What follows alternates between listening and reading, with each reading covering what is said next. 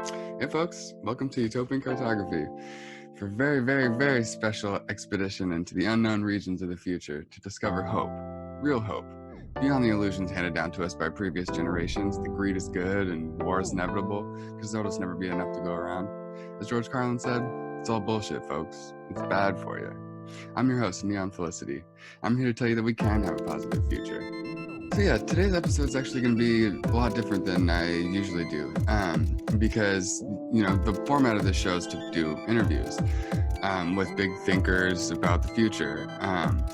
But as a lot of you know, I've been working on a book for a while now, so I think basically what the structure of this, what I'm about to do, is basically lay out each chapter of the book and kind of give an overview of the reason for the like what the point of each essay is, and then at the end I'll kind of weave it together to explain why I needed to go through all of that, because utopia is a big idea, a very big idea, the biggest perhaps that humans have ever grappled with, the idea of an ideal society. Like, where are we going? What are we doing with civilization?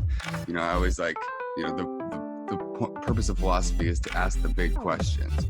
And I think that's part of why philosophy as a discipline has been suppressed so badly over the last, couple thousand years since they murdered Socrates, basically.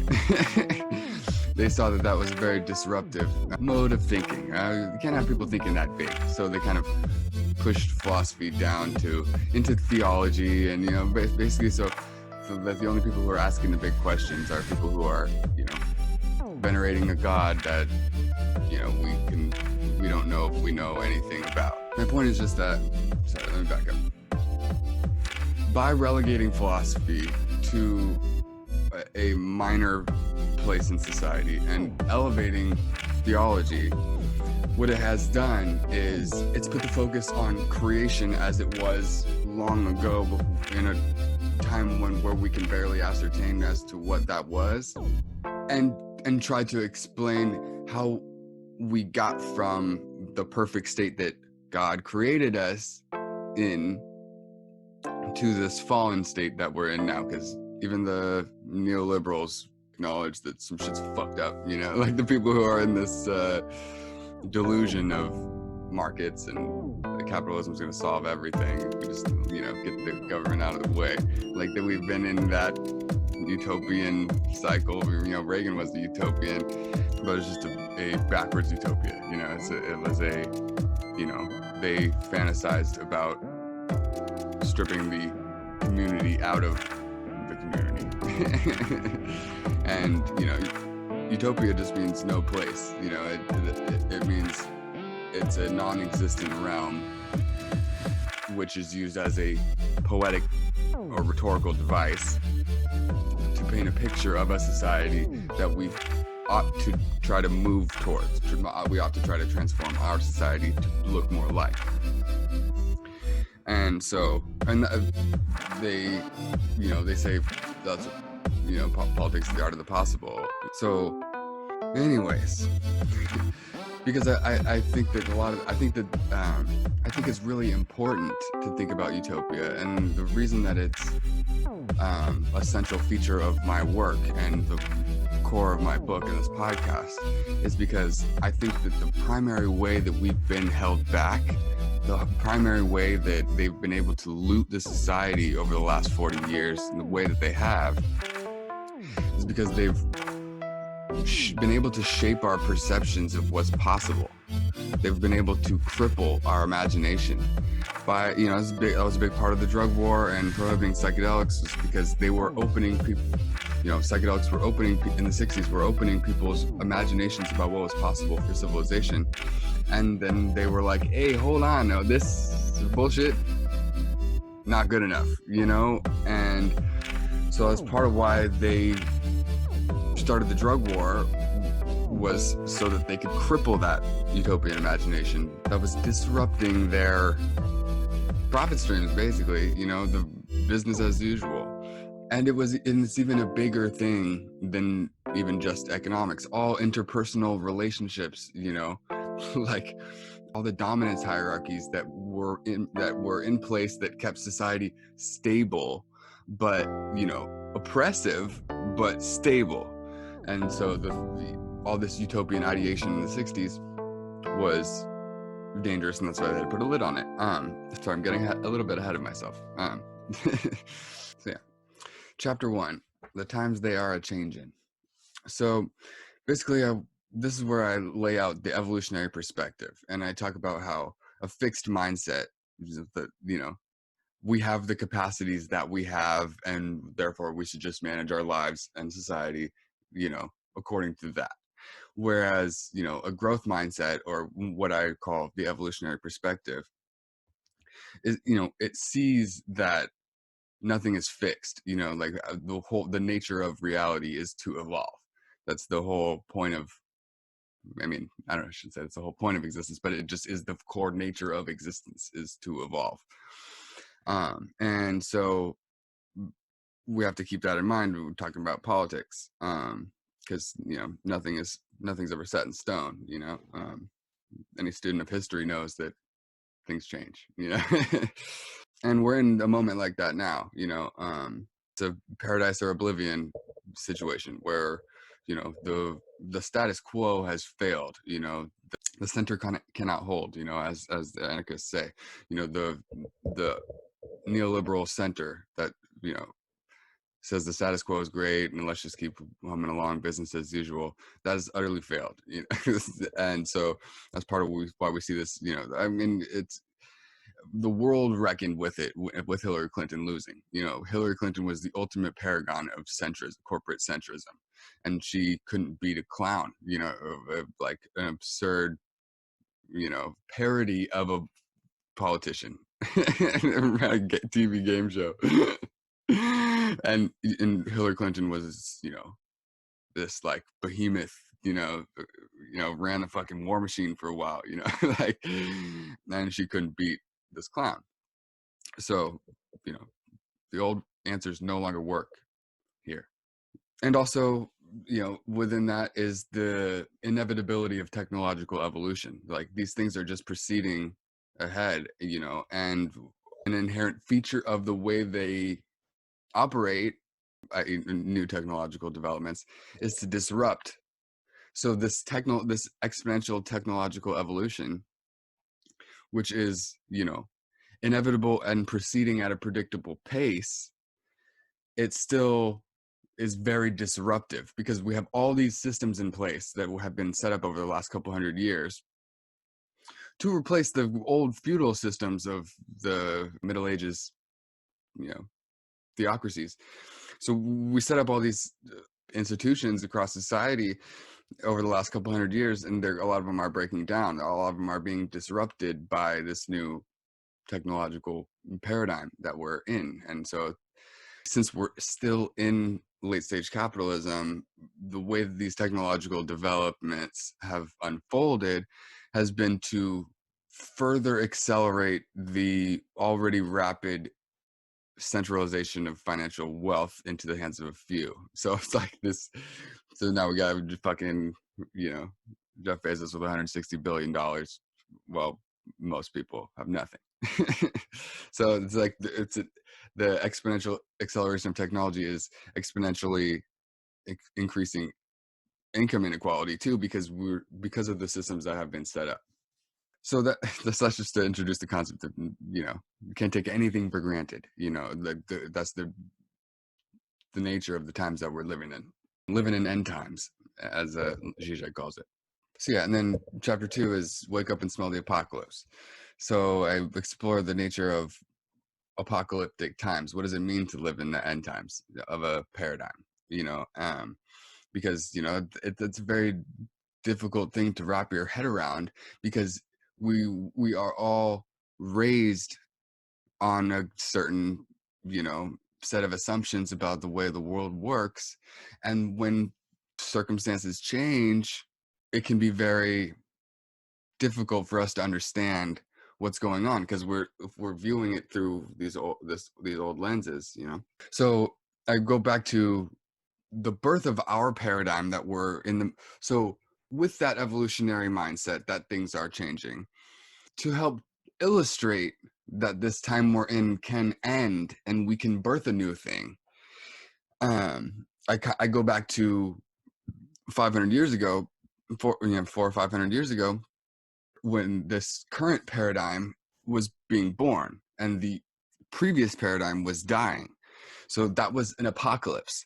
So I go back to, like, the printing press, and explain why that the printing press directly led to the Protestant Reformation less than 50 years later.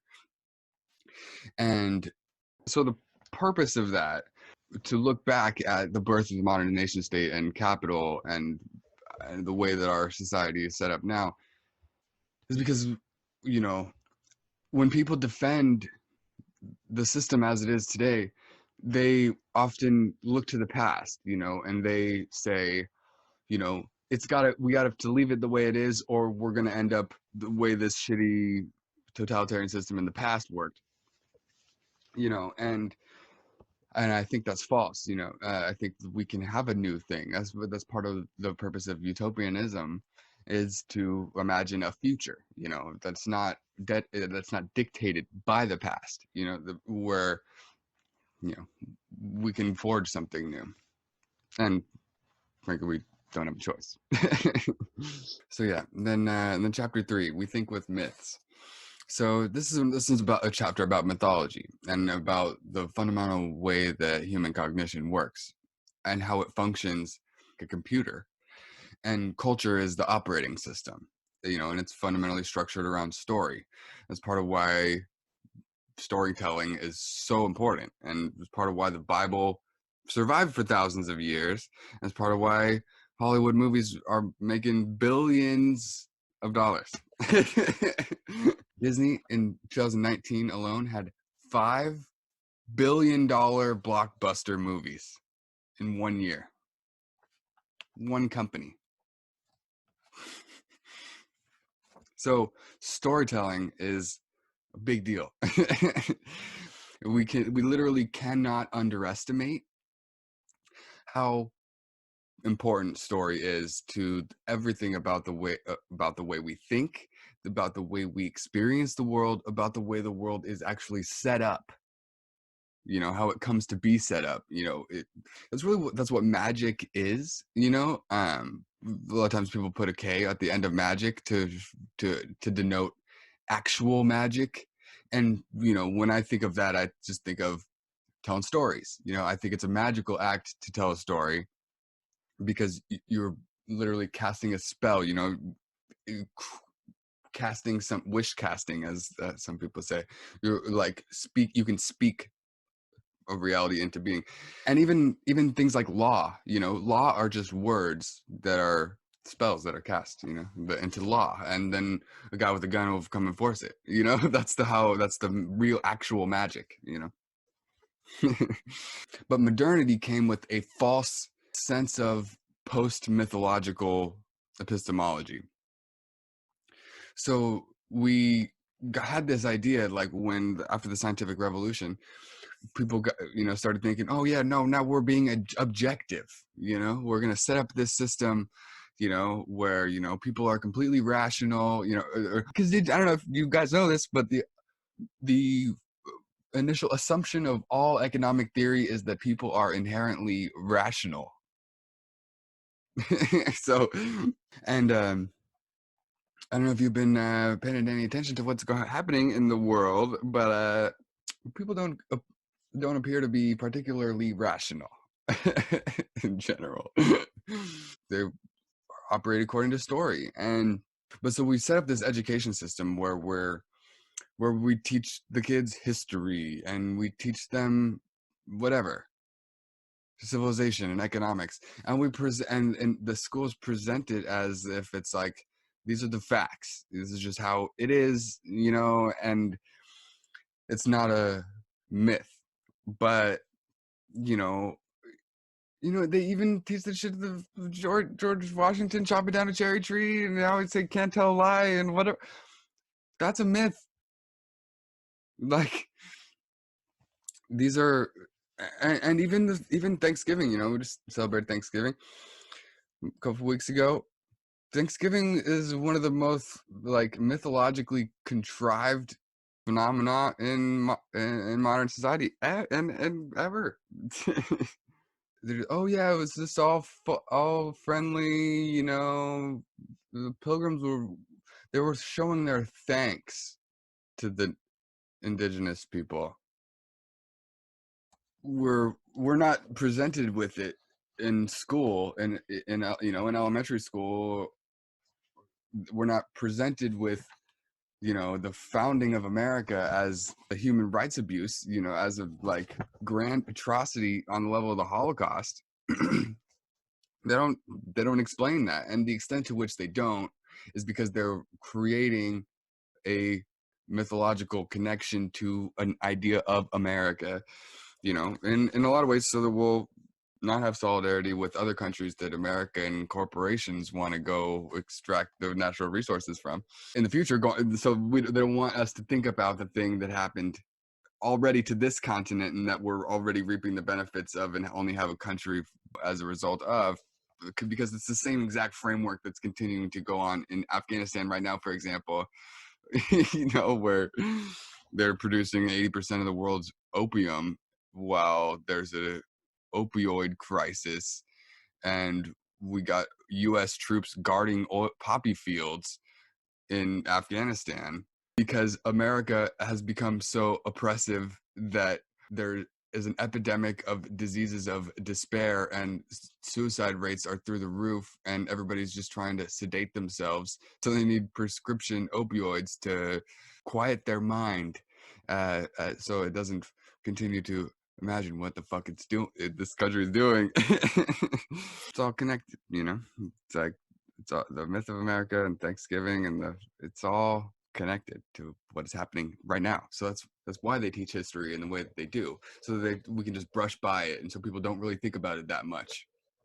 And in the 60s, people started waking up to this. This was central to the Renaissance and the awakening. The counterculture was trying to go counter to that, to this imperial oppressive thing that we found ourselves in the midst of. I obviously I say I wasn't alive then, but I got kindred spirits in the 60s, man. I feel like the moment we're in now, we've got to look to the 60s for inspiration, because they were able to, there was a backlash, obviously, and a lot of what we're suffering with is the results of the backlash to that, but we need a new summer of love, But anyways, I digress. And this is where, I talk about a little bit how myths can unite and myths can divide, like the idea, like I was just saying about patriotism, is a uniting myth and I guess a dividing myth at the same time, because it's used for social cohesion that is only being engineered for the purposes of creating a team to go raid the resources of another team or whatever. So the ruling class, who's actually running this shit and like reaping the material rewards of all this division, they've been using identitarian politics as a divide and conquer strategy for hundreds of years. That was the whole point of slavery, because they knew that humans have an instinctive xenophobia that has to be intellectually vanquished. And so if they can just not do that work of trying to create this pluralistic society or whatever, if they can keep us fighting with each other, then they can just keep running off to the bank. That's all they really want. People talk about how, like the never Trumpers, like they wish Trump wouldn't tweet the way he does, but they got the tax cuts, and that's all that really matters. The scapegoating of immigrants is ugly, and it's kind of gauche, but we shouldn't do it. But it's like, as long as we get the tax cuts.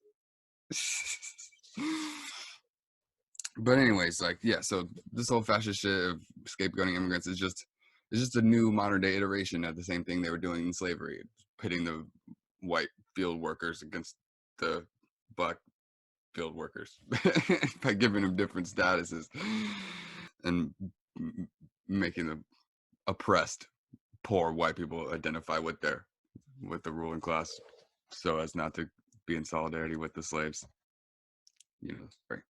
But I raise that as an example of the power of mythology and how destructive it can be if it's not intentionally used to unite, because it can go either way. Like technology is morally agnostic. It's neutral. It can be used for good and bad.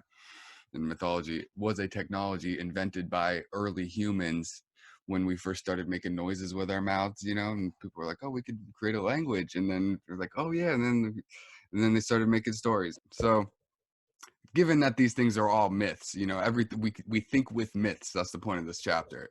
So given that, we might as well start looking a little further at how much freedom we can get, freedom from work. Automation's coming, yo. But we'll get to that later chapters. And I realize I'm going a little bit longer than I expected to on each of these. So if I do that for all 14 chapters, then it's gonna be a really long video. So I'm gonna speed it up and do like a little bit of a shorter breakdown of each following chapters. So chapter 4, no spectators beyond this point. This is a chapter about participatory culture and the emergence of it, because it wasn't always the case that everybody was involved in the production of culture. It was back in the day, before the invention of recorded art. Back in oral culture, it was common for everybody to be involved, but that was something that we had lost until the 60s. And this renaissance, I truly do think of the 60s as a renaissance. We're still we're not that far from that time, so we're still in. I still believe we're in that renaissance now. Go to music festival, you could see that the 60s are alive and well in some pockets. Like there's these temporary utopias that are being made at festivals. But sorry, that's a later part of this chapter. So the chapter it outlines the two different routes that people took in the 60s and thereafter to bring about social transformation, because it kind of split up. The counterculture and the new left kind of diverged, because some people within the counterculture were like, all right, we got to really get active in politics. We got to stop this war. We got to have free speech, and we got to end racial discrimination. So some of them got really involved in activism, but some of them thought that the whole political process was basically hopeless without getting at the cultural component first. So they started these early, what we now know as music festivals, these conscious transformational festivals. It started as these events where people would bring together, like really primitive, technologies of using lighting and painting and weird sounds and strobe lights and just weird like collages of recorded speeches, and these like really cacophonous combinations of cultural material. It was the birth of the mashup and the remix, and they were kind of creating these environments where people's minds could kind of go wild, because there was so much creativity, and it was just like bursting with creativity and art, and it was like it was a whole new reality, and there was a huge potential in that, and sorry, I got way ahead of myself. Because a lot of the way that that capitalism sold itself as this this great, amazing, perfect system was consumerism, and so a lot of the people in the 60s were rejecting consumerism because they saw it as a trap. That it was like this machine of the industrial economy, capitalism. It just needs us to consume, to consume its products. And so the whole turn on, tune in, drop out thing was to say, hey, fuck all this commodity culture that they're feeding you. It's all bullshit, to keep you down and oppress you and keep your mind in a box. And so it was part of the moved to create the DIY culture. And that's obviously a very democratic process, a very democratic phenomenon, hyper democratic phenomenon, really. Power to the people. And so that was when the Leviathan flexed its muscles. That was when, the FBI came out with COINTELPRO and did all this shit to like infiltrate and sabotage all these, movements. They literally were assassinating people, and because they were panicked. They saw how powerful this 60s, participatory thing was. And so they had to kneecap it with, you know, character assassinations and literal assassinations and the drug war. And they took away the primary tool of they took away the key that we had to unlocking people's minds, and that I'm so certain that that is a big part of the civilizational psychosis that we're in right now, is because they took that away from us right when the earth was like, hey, take this, you need to think more ecologically. And then, the capital was like, yeah, no, go to jail, we're going to criminalize nature now. So they were able to kill a lot of the, utopian ethos of the 60s, but they weren't able to completely eliminate it, or they couldn't eradicate that utopian, imagination completely. And so it manifests in cultural forms that I call the three pillars of the counterculture: punk, raving, and hip hop. So I break down in this chapter like the ways that those each emerged as responses to this oppressive capitalist system that we're in, and as a way of existing outside of it. And they've been co-opted and manipulated and distorted by capitalism. And so there are capitalist versions of hip hop. There's capitalist hip hop and capitalist raving and capitalist punk. I don't know. It's kind of I guess that's emo and metal and a lot of the variations of depoliticized, high energy, angry music. So yeah, they've neoliberalism just has fucked up even those things. But I think that they still do retain. There are still elements within each of those that maintain their DIY ethos and their like on the ground democratic ethos. And so I think of festivals as these containers where the inherent innate creativity of people is allowed to emerge in any which way that it feels called to emerge, because there's elements of hip hop, raving, and punk all throughout within festy culture. And I think that's a really revolutionary thing. I think it's a way to, it's something that's supra intellectual, so people can actually experience it.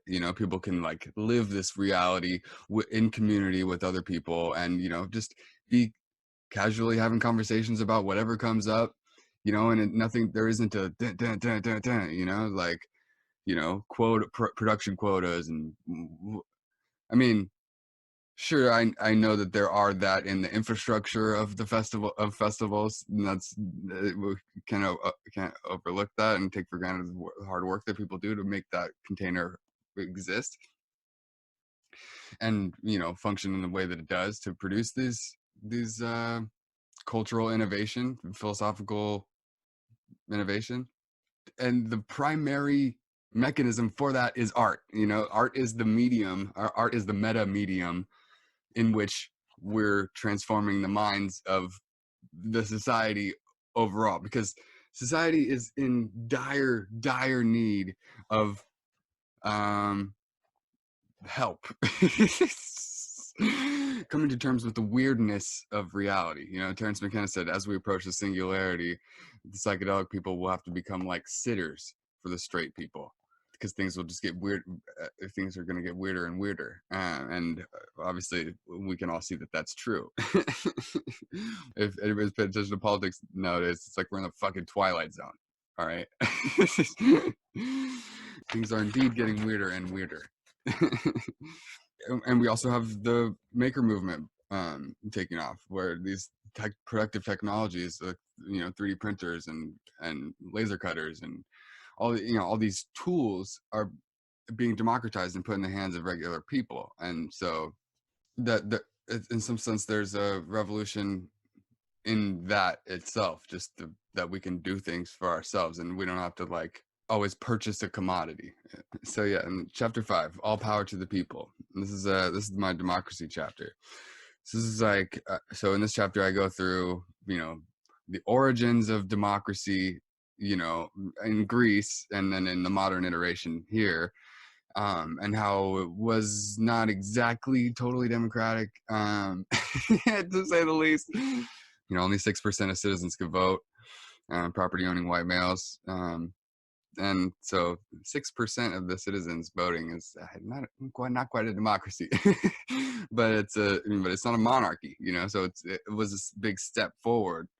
It was the origins of the democratic, or the re-implementation of the democratic impulse in modern society, which is super important. And it's almost paradoxical in the context of the Hobbesian Leviathan framework for there has to be a sovereign, a universal sovereign. So this idea of the esoteric interpretation of what that sovereign is the government, but the esoteric interpretation of what that sovereign is capital. And capital is not democratic, if you weren't sure. Voting with your dollars is not a democracy when some people have billions of dollars and some people have $0 or negative dollars or in $100,000 of student loan debt. So do we get negative votes? Is that why we're getting fucked so hard?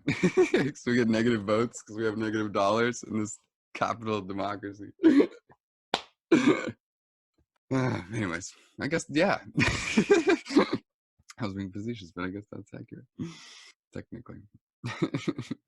People talk about campaign finance corrupting our democracy, but our democracy was shaped during slavery, so it was written by slave owners, so it's like we've never had anything like full participation in our voting franchise. But anyways, and then after the 14th Amendment and the slaves were freed and became citizens, then the southern states got even more seats in Congress. And so that's why, if you've ever wondered like why the South has so much power in our federal government, it's because of this. It's because it was a leftover from the compromise where they didn't want to count the slaves as people, but still wanted to get the extra seats in Congress. So anyways, so and it explains why, if to expand our democracy and actually legitimize our democracy and get real democracy, we have to, for example, abolish the Electoral College and the Senate and all these anti-democratic things in the way between the people and the law. And like, if they're gonna like, especially since we're going around the world fucking bombing other countries and being like, hey, you gotta have democracy because it's better than what you have, even when a lot of the times they were democratically elected in more legitimate elections than American elections, but they were like, oh yeah, no, we gotta bring some democracy over there, So yeah, and so I just talk about how it's unsettling to realize that our democracy has been false, but it's the only step towards solving it. The only step towards getting a real democracy is acknowledging the illegitimacy of the one we have now.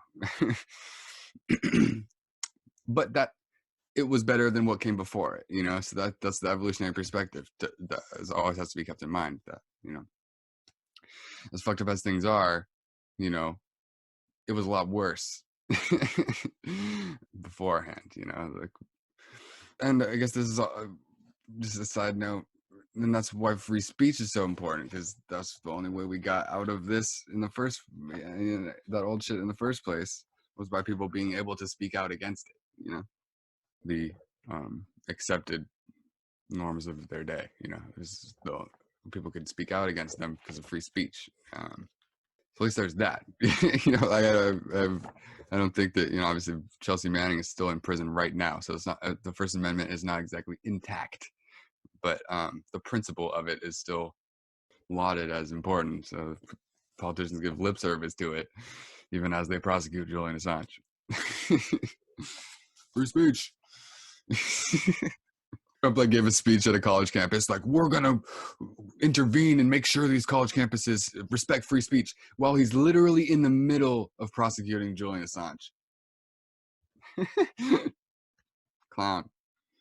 But yeah, and then I just bring it to a part of the problem with bourgeois democracy is that the politicians are rich.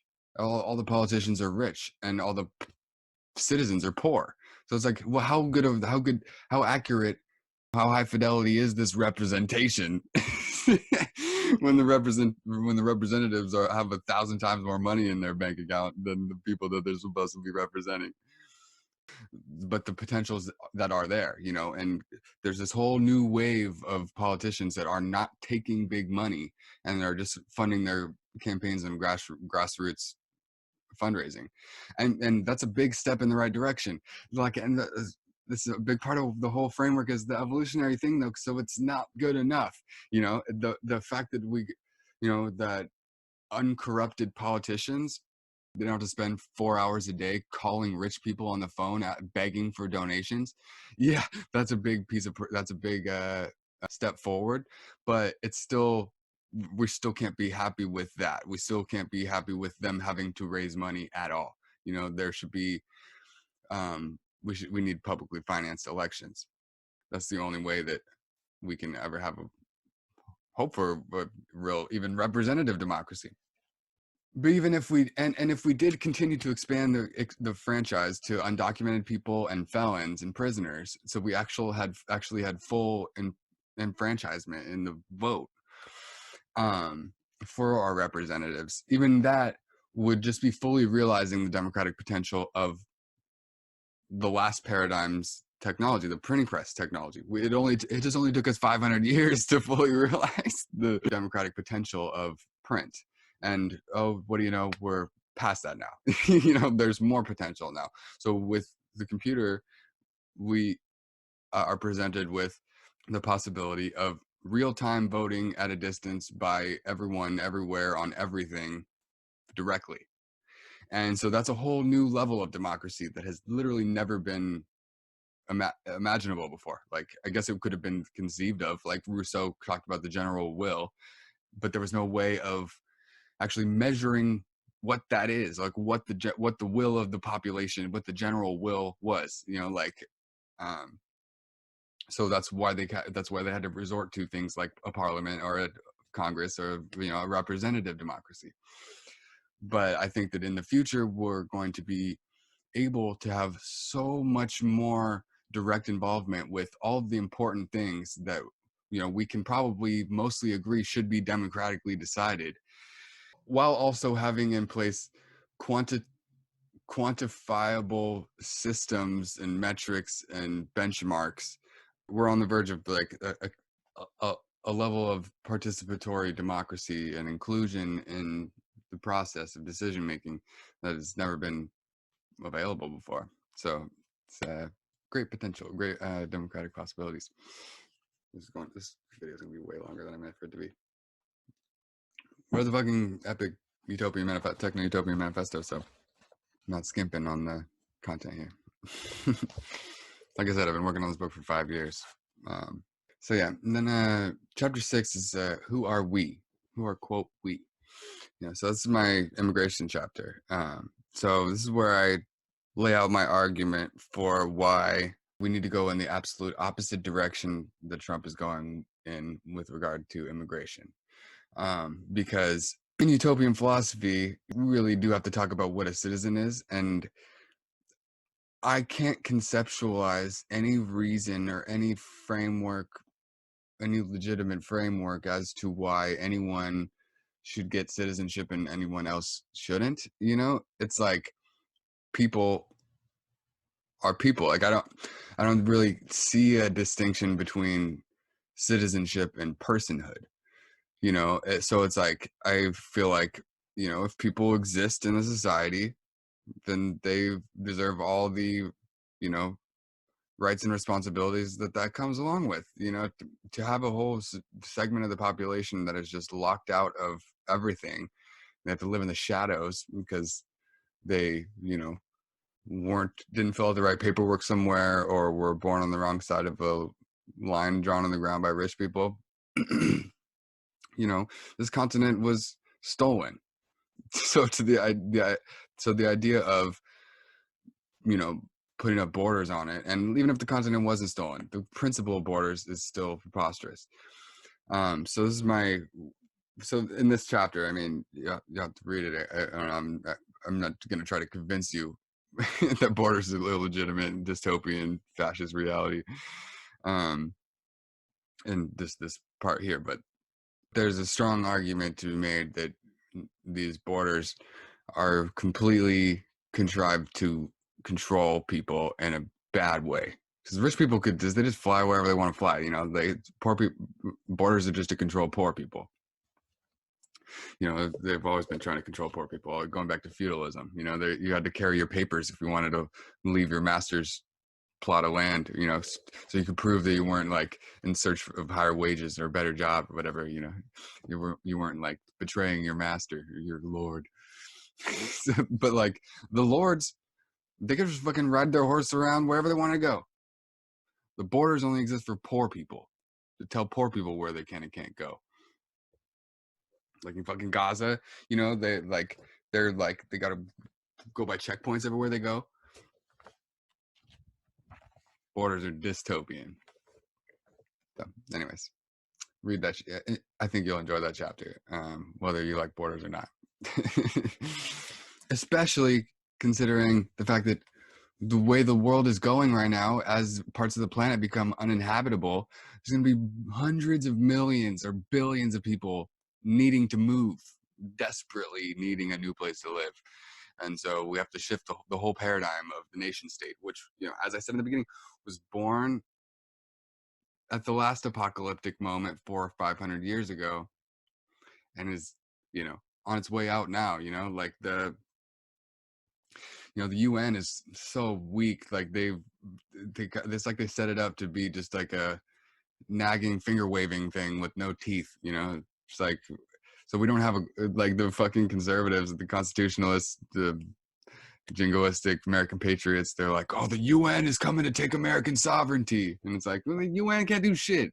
If that was the plan, then they're doing a horrible job of executing it. I wish the UN had some power. God damn it. We could tell the US to stop doing a lot of what it is doing. So we're the number one purveyors of violence in the world. Anyways. But if people try to escape the region that the US is bombing, then no, that's not our problem. You know, like we can't let refugees in here. They might be part of the enemy. See how that works? And then chapter 7, free thought, science as a democratic epistemology. So I am incredibly proud of this chapter. This is my science chapter, science and religion chapter, because I think a big part of what, you know, is organizing a lot of human thought and civilization is religion, and the extent to which science is accepted and the findings of it are applied. You know, we can materially make society better for people. And in the same way that I believe in democracy, despite all the, you know, evidence that people aren't so wise. The reason I still do believe in democracy, and then we have to, you know, we have to evolve into it. We have to become worthy of it, because we haven't been. We've had 2,000 years of fascism, um, and so we're just on the verge of potentially getting out of it. And I think the science is the only way. And I think Socrates is one of the original, OG scientists, and got literally murdered for questioning Greek dogma. Questioning the reality of the Greek pantheon.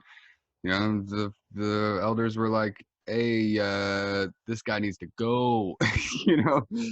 So I call him Socrates the Luciferian anarchist, and so I talk about the connection between Luciferianism and anarchism, and how they're each a rejection of totalitarian dogma.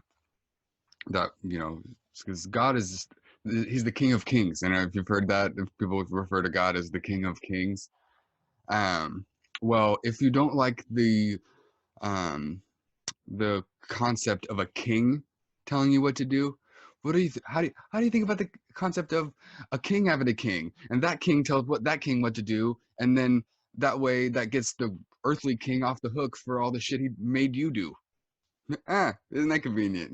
Like, so we and that was a proprietary system of ideology where the peasants didn't get to say shit about it. If the peasants had a problem, then they get literally burned alive on a pyre at the stake, like, for being a heretic. So I think this chapter is largely, arguing for scientific, you know, um, empirical naturalism as a way of, you know, searching for the truth, and organizing as a principle for organizing our society around what is true, the fucking truth. There is a capital T truth. I'm not a postmodernist. I think that postmodernism is incredibly problematic. I think it was a I mean I think it was a reaction to dogmatism, and that of I think it was a reaction to the dogmatism of early modernity, the scientific determinism of and closed-mindedness of early modernity. So I don't blame the people in the 60s for becoming postmodernists, but I think that I guess I blame it for part of the general cultural psychosis that can't wrap its head around what's going on in the world. um, because we've been, it's like when somebody says something, one person has their reality and another person has their reality, and who are we to judge? Either are equally valid, and we can't. So I I see the temptation for that, and I know I can imagine it feeling good to be like, yeah, no, whatever you want to think, yeah, you're right too. That's true for you. But I find that to be incredibly problematic, and I think that it's part of why the right wing, for lack of a better characterization, is in denial of reality, because their concept of truth has been allowed to become fuzzy, like there is no capital T truth. There is, though, and it's an open source project to figure out what it is. No individual has the truth. All of us are wrong about some shit, but it's like science as an institute, as a methodology, as Carl Sagan said, a way of skeptically interrogating the universe. you know um it's a collaborative, democratic, open source epistemology. It's a project that we can all engage in to disprove each other. So the scientific method is a collaborative project. When somebody does an experiment and finds a observation, it's not a scientific fact until a whole bunch of other scientists replicate the study and find the same results. And so that's how we can kind of collaboratively come to the truth. And that's why science is a uniquely effective means of figuring out what's real and what's not. And, you know, the idea of all of the thousands or hundreds of thousands of scientists in the world who study various different parts of the earth, that are the idea that they're all conspiring to lie, to say that the earth is experiencing a dramatic climatological escalation, is like a hoax perpetrated by the Chinese to cripple American manufacturing. I have such a hard time imagining that people really think that, you know. And I at one point I did, you know, I spent some time in that world, and so I know that I know that there's no way to convince them, but the anti-science propaganda funded by the fossil fuel industry specifically, I would blame a lot of the proliferation of postmodernism as a plague on our society. I would blame a lot of it on Exxon fucking Mobil for knowing about climate change and realizing that they gotta put billions of dollars into tricking people into thinking that the planet is not on its way to becoming uninhabitable due to industrial pollution, because there's a reality. We can measure it. Scientists around the planet are each measuring different parts of it, and they're all collectively coming to the same conclusion that we got a fucking problem here, and that the world needs to get united around solving this problem. But the oil industry just produces so much money for a handful of people that, you know, they're down to blow a small portion of it, which is billions of dollars, on, you know, tricking the population into not stopping them from continuing to kill the planet. So that's why I did this. That's a big part of why I did this fucking tour de force against dogma, because I think it's really getting in the, it's preventing our ability to deal with the most dangerous existential crisis to have ever faced the human species. We've been the dominant species on the planet for tens of thousands of years, but we might annihilate ourselves by not coming to terms with the scientific reality that is being measured by thousands or hundreds of thousands of scientists around the world every fucking day. So science has never been more important than it is right now. But anyways, so and then in that chapter I kind of go to, okay, so God's dead, what replaces it?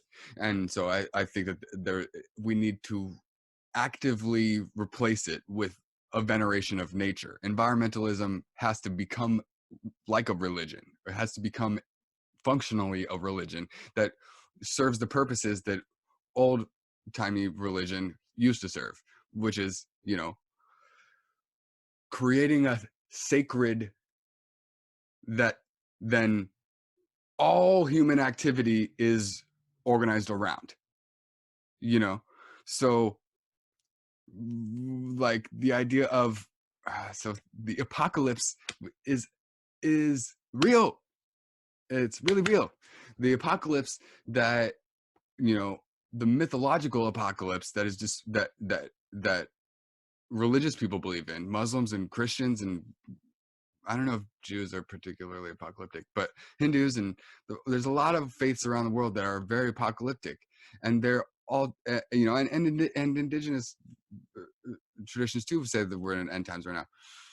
There, because society is transforming, and that has to be around the observable patterns in Gaia that tell us 200 species are going extinct every single fucking day.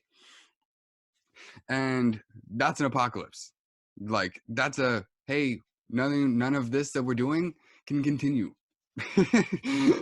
Or at least we have to seriously reevaluate which parts of it can continue. And in what way. And how must they be modified in order to accommodate the material reality that the ecosystem that we all live in and depend on for our survival is collapsing underneath our feet. Otherwise, we will go extinct, and then all of this will be for nothing. You know, ain't no philosophy after we go extinct. Ain't no pursuit of a better society when the whole thing collapses. Well, I mean, I guess, yeah, there is, but it would be much more difficult then. It'd be much nicer if we could use our privilege here now that we have in the 21st century before everything completely collapses, as many people are, you know, preparing for. Before that collapse happens, we might as well start trying to think of ways that we might be able to avert it and transform society without being kicked in the ass by it. And, you know, that's because this life is all we get. You know, the big part of my other beef with religion is that it locates, you know, our best life in after we're dead.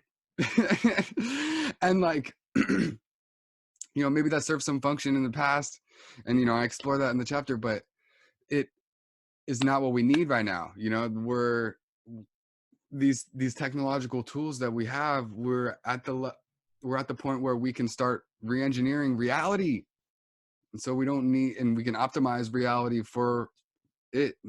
You know, we don't have to just be like, oh yeah, life sucks, but something dope is gonna come afterwards.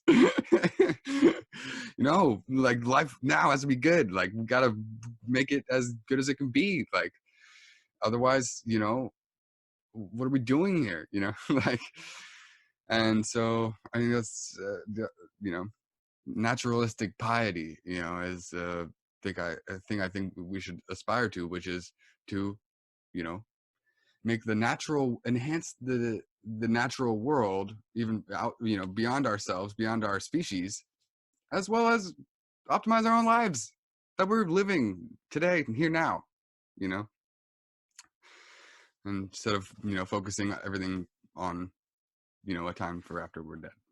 Damn, sorry. Yeah, I really gotta speed this up.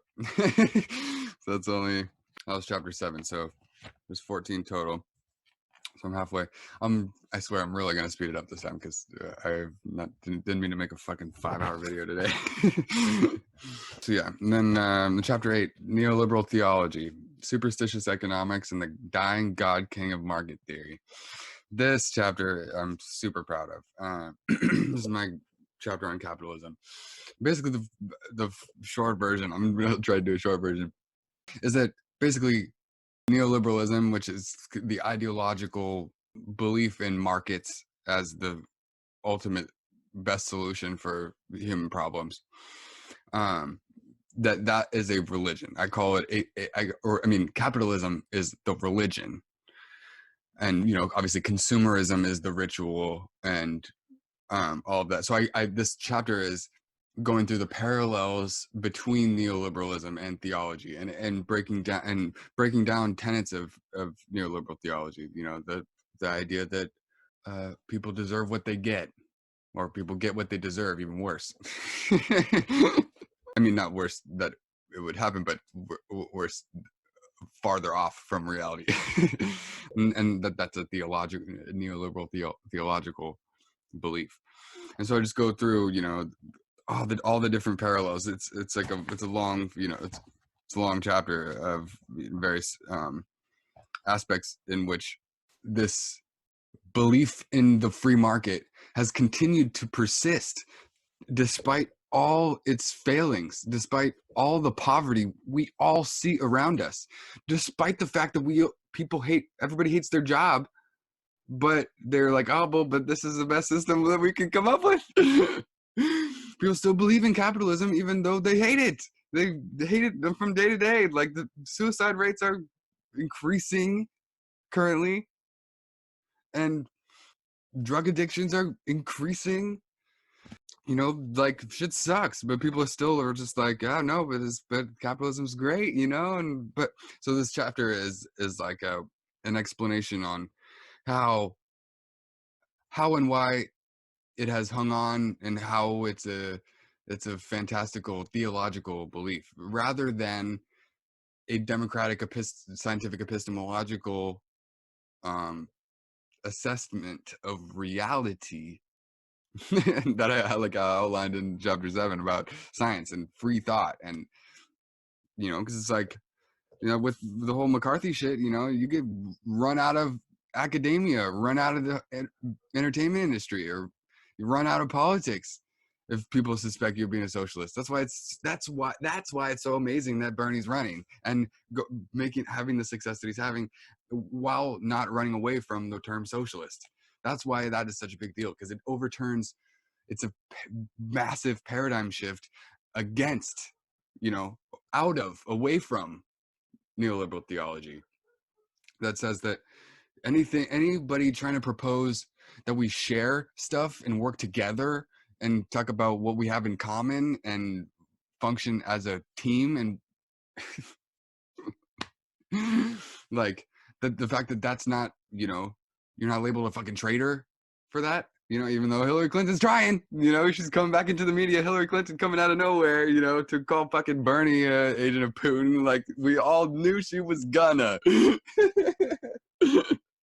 I'm frankly surprised it took her so long. It was just like a month ago. If you hadn't been following, she totally did.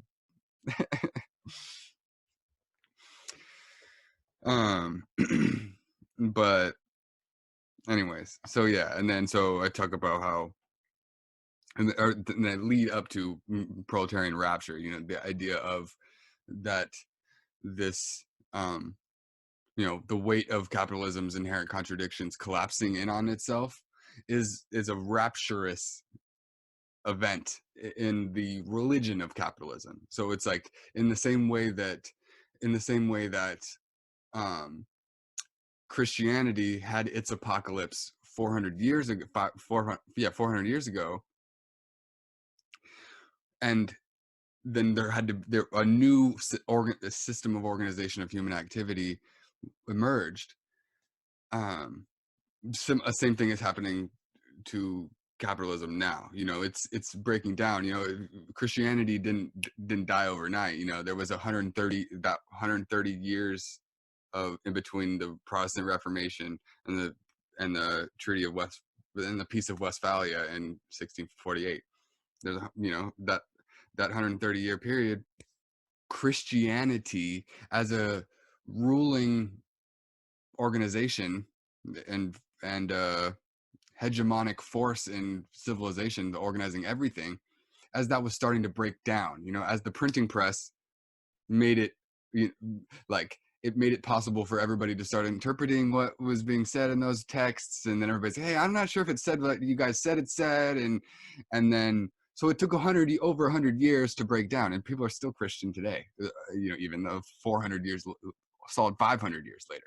So it's not like the whole thing ends overnight, but it's but same similar thing is happening with capitalism. You know, with the crash in 2008, you know, it was a big step, you know, into the grave, I suppose. I don't know, of the system, because, you know, after 2008, you know, literally like all these, you know, formerly middle class or lower middle class people who got these subprime mortgages and got foreclosed on, all of a sudden they're right back down in the working poor proletariat, and they're like, okay, hold on, maybe this whole capitalism thing that talked about how it was going to create this prosperous middle class, maybe that isn't actually, maybe that was fake, maybe they were maybe they were lying about that and just fabricating this middle class for you know, as a way to, you know, placate us from completely changing the system and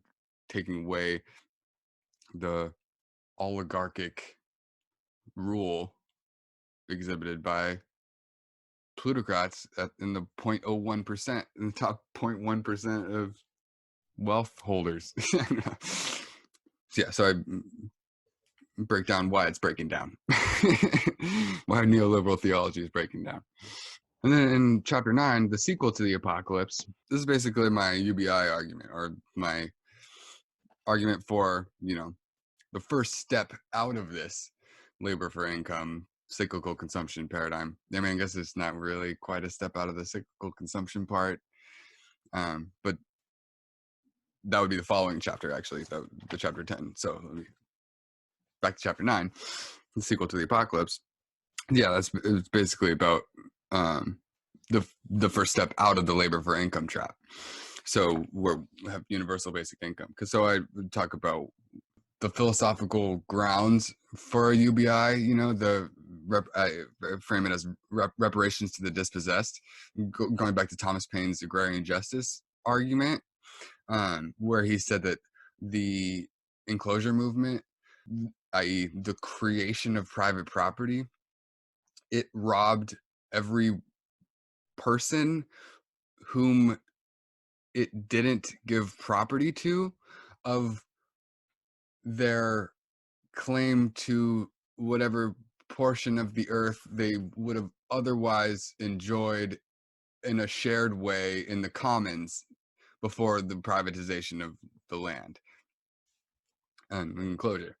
And so it's not even just about automation, because obviously automation is a big part. This is also an automation chapter, because I talk a little bit about like how literally every sector of the economy is going to be completely automated in the next 50 years or whatever. Like piece by piece, we're just going to completely automate the entire economy.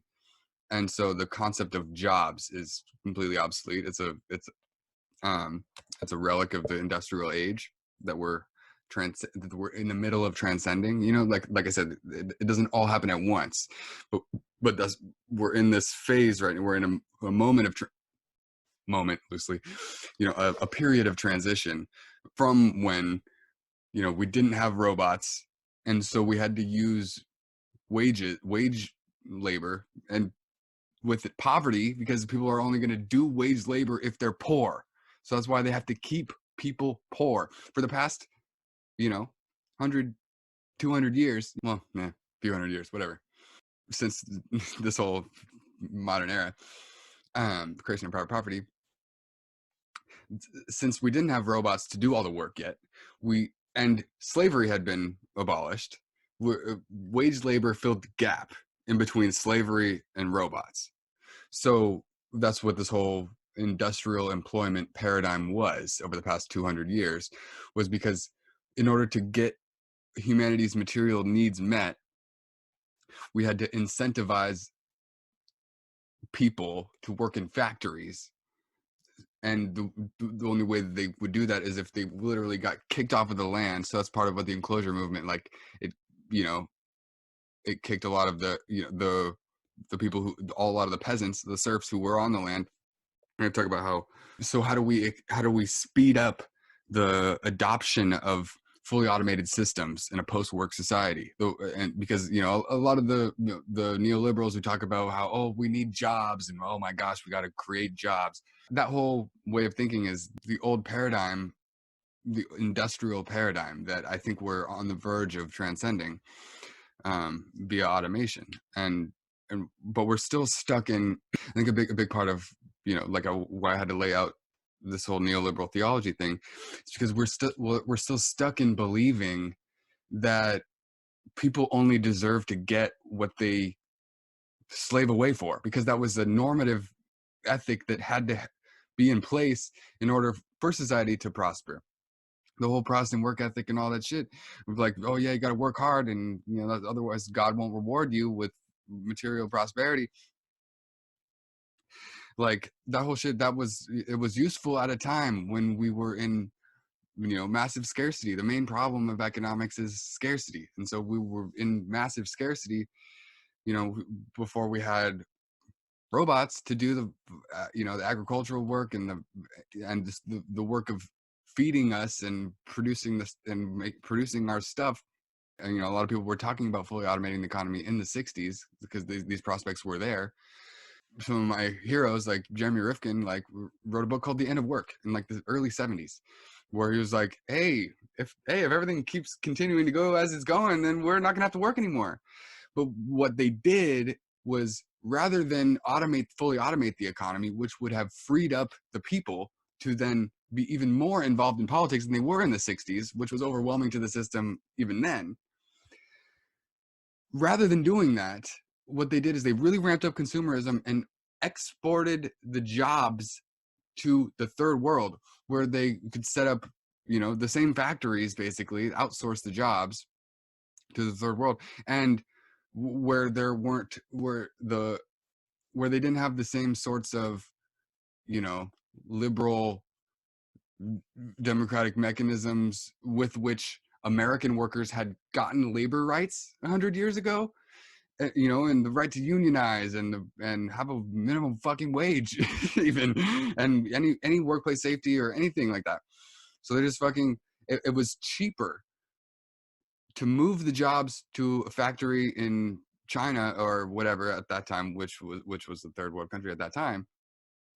It was cheaper to, you know, get sweatshop labor overseas than to build the automated systems here at home that were being prophesied in the 60s, that, you know, could have saved us a whole fucking lot of trouble if we had done that, instead of going the neoliberal way of doing these free trade agreements and just setting it all up so that the jobs still go away, so people are freed up from the jobs.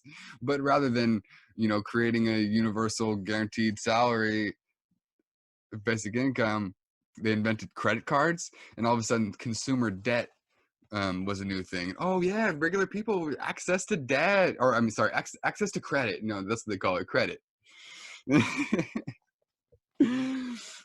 And so it facilitated all this, you know, prosperity and middle class prosperity. Meanwhile, the fucking wages are going down, you know, going down relative to inflation, and productivity was going through the roof. So, anyways, yeah, this chapter is just a argument for basic income on the grounds that it already would have been a just demand, a justified utopian demand, even without automation. But given the fact that we are in the middle of automation, but haven't overcome currency yet, we're not in a post-monetary paradigm quite yet.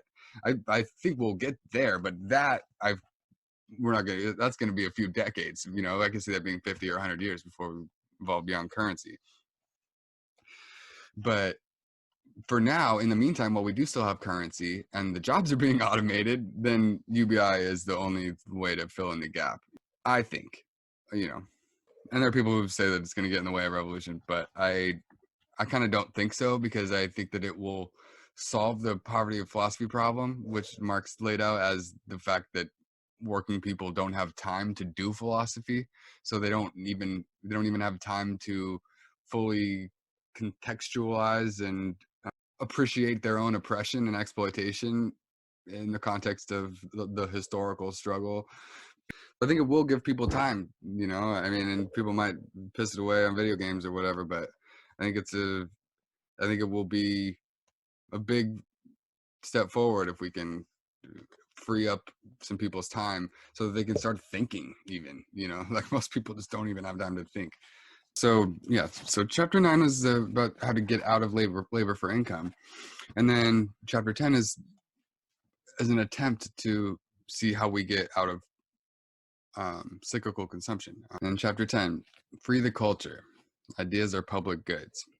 So this is my argument against intellectual property. So basically, this is where the rubber really starts to meet the road in terms of the technological component of my utopianism. Because I think that part of the reason that computers are so revolutionary is not even just the fact that they connect people to each other in ways we had never been connected, but they are tools of infinite reproducibility. So when a computer transfers information to another computer, across the network, it makes a copy of it. And so the transfer is not the same as the transfer of goods in physical space. So the market was a mechanism of distribution of goods in physical space, because the transactional nature of commodities trading, it in the aggregate creates a market, and there's a natural form of that. And I really think it's part of why von Mises, one of the patron saints of neoliberal theology, part of his main argument was the calculation problem.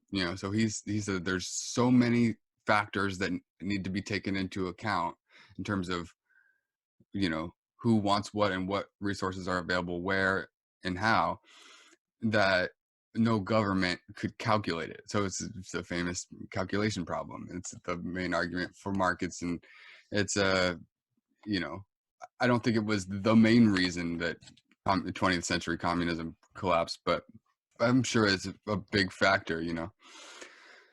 But now the reason that we're in a different time now in the 21st century is because everything can be copied. And so this leads towards the future scenario where we all have 3D printers at home, and we can print whatever goods that, under our current circumstances, we buy at the store, but we'll be able to just print things. And so if we have this intellectual property regime in place, then everybody will have to pay for everything. Think about the way that capitalism has taken over the internet, so that there's ads everywhere and paywalls. And it's because, it's partially because we don't have a basic income, so everybody needs a fucking income. So everybody who's doing anything on the internet has to figure out some kind of way to monetize it so they can get a paycheck, so they can pay their rent. And so, and the intellectual property regime has kind of functioned as the only way to get income for the creation of digital of culture. But I think that intellectual property and getting income from your art that way, I think it is transposing a logic of scarcity in markets in 20th century, a previous paradigm, onto this new scenario where we have the ability to, share information completely freely, and the original isn't diminished in the copying of anything. So it's that, I think, is at the core of the utopian possibilities that we're confronted with now with our technological situation. Infinite reproducibility. But the intellectual property regime of the 18th century, it's an obsolete framework, and has become a hindrance to the progress that it purported to be in place in the first place to promote. So yeah, and this chapter is about how, sorry, I'll try to do a fast version. I forgot I was trying to do a fast version. But so I go through in this intellectual property chapter, like all the different various aspects of intellectual property. So the idea of digital objects, like the idea of, music. And I guess I do spend a lot of time on music, because I think that I for a long time have considered the music industry the canary in the coal mine, because it's the whole, remember, 20 years ago with Napster and all that, like the internet was wrecking the entertainment industry or whatever. And I go through Eben Moglen. He's a great free culture theorist and civil libertarian.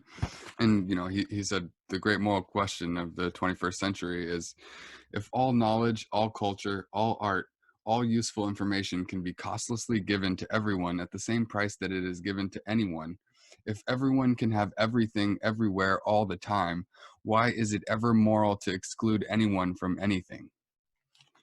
And so a lot of this chapter is exploring that principle of, that the disintermediation between the creator and the perceiver of any given cultural artifact, they're being disintermediated. They're being cut out of the loop. So they're a leviathan that, is obsolete.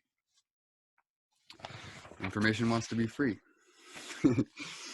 And so then after breaking down, how, most most of my friends are fucking broke, starving artists, so it's like, so I talk about, I'm not like coming at this like, hey, hey, poor artists, you should give away your shit for free. I mean, that is part of the argument, but it's a higher principle to it than just the individual, I guess is what I'm trying to think about, the social organism of human knowledge, as a cohesive thing, that we're each participating in, and that to the extent to which we put paywalls around things and make information proprietary is the extent to which we're creating brain damage in the broader global brain that is civilization. So intellectual property is like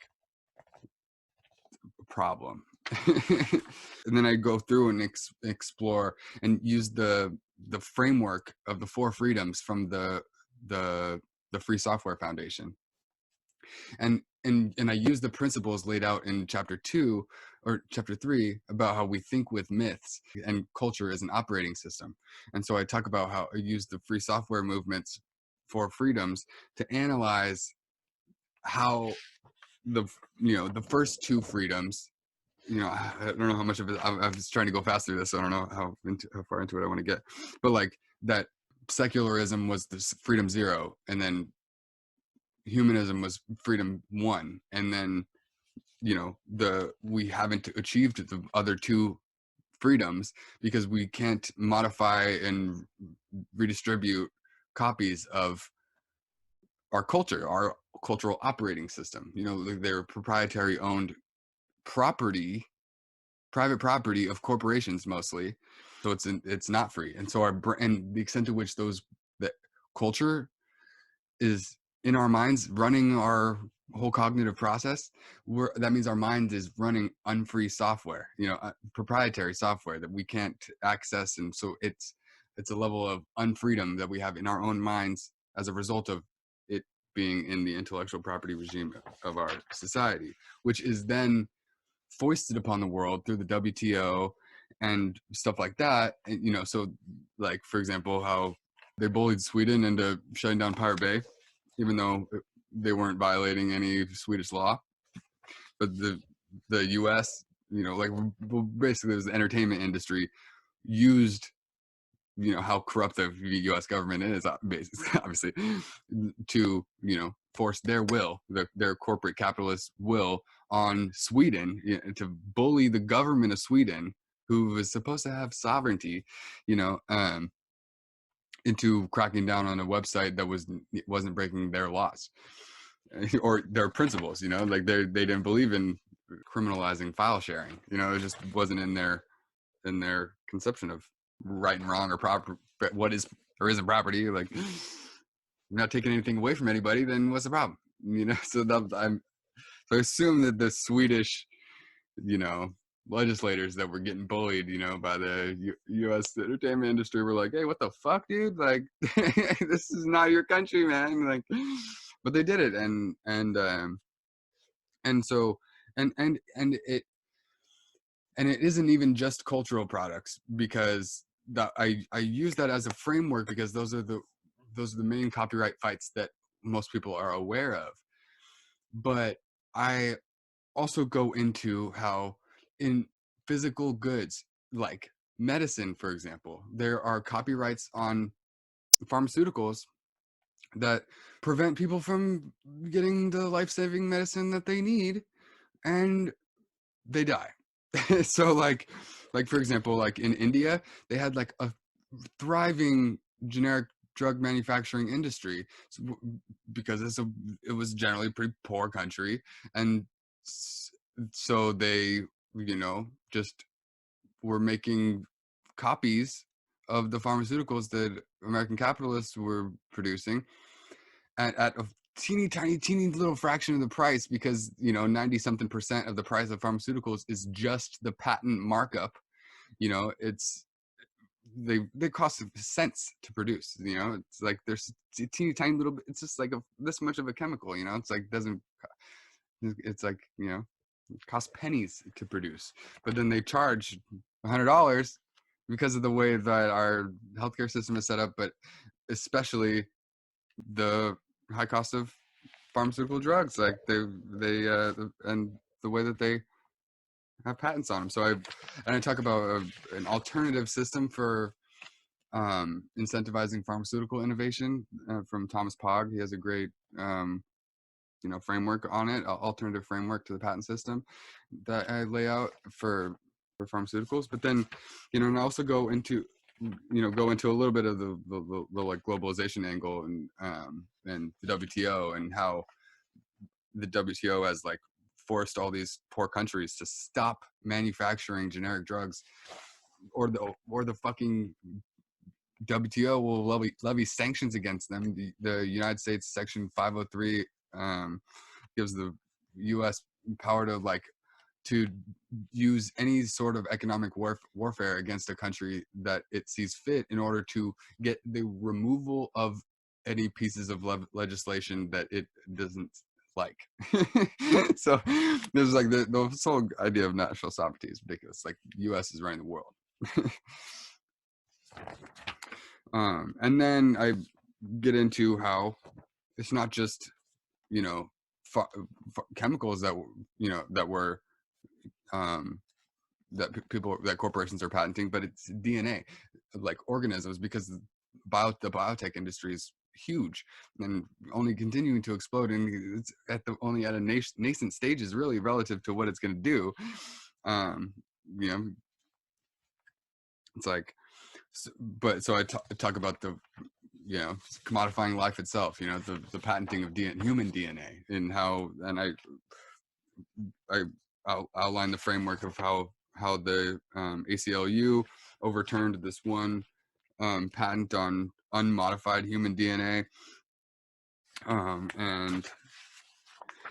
but anyways, it's like, but I draw sorry, I guess there is one more part to that chapter about data and proprietary data, and about how big part of an essential part of getting towards the future is a future where data is all seen as, because like privacy is completely a fantastical notion. If it still exists, it's purely a fantasy. If that makes sense. Like, most people don't even have the fantasy anymore. Most people are aware that there are literally multiple corporations listening to and watching and monitoring every little thing they do and say in their entire lives. Most people are aware of that now. So the idea of privacy, and it's like, and so I connect in the idea that these corporations are, that data is the new gold, and they're treating the information about our intimate details of our lives. They're using that as proprietary data that they're reaping mad dollars off of. That's part of how it's like the grist, the fuel for the advertising industry, the data about what makes us tick. So yeah. Anyway, so I talk about how that there's a more socially useful way of managing the collective data of our lives and whatever, as a communal project, rather than just like, I think the fantasy of privacy is only fueling the hegemony of these oligopolist corporations who are running all this activity, this digital activity. Like, the fact that we don't see that we're all in this together, and all of our data would be more useful if it were pooled together and used collectively. Like, that's an extent to which they are able to keep us in our own little individual box, and making us feel lonely, so we gotta buy shit, so blah blah. But anyways, and so that chapter, I probably spent more time on it than I had originally anticipated, because I was just starting that chapter at the beginning of this year, 2019, when I started this podcast. So I kind of like was half working on this chapter and half working on the podcast for those 6 months that I was doing those first 6 episodes. And so that's part of why I was like, okay, I gotta put this podcast on hold a little bit, because I'm never gonna finish this book if it takes me 6 months per chapter. But anyways, so now I'm in the middle of my of writing my 11th chapter, which is on education, which is, it's no small thing. The Siberian Ascent: Education for a Post-Industrial World.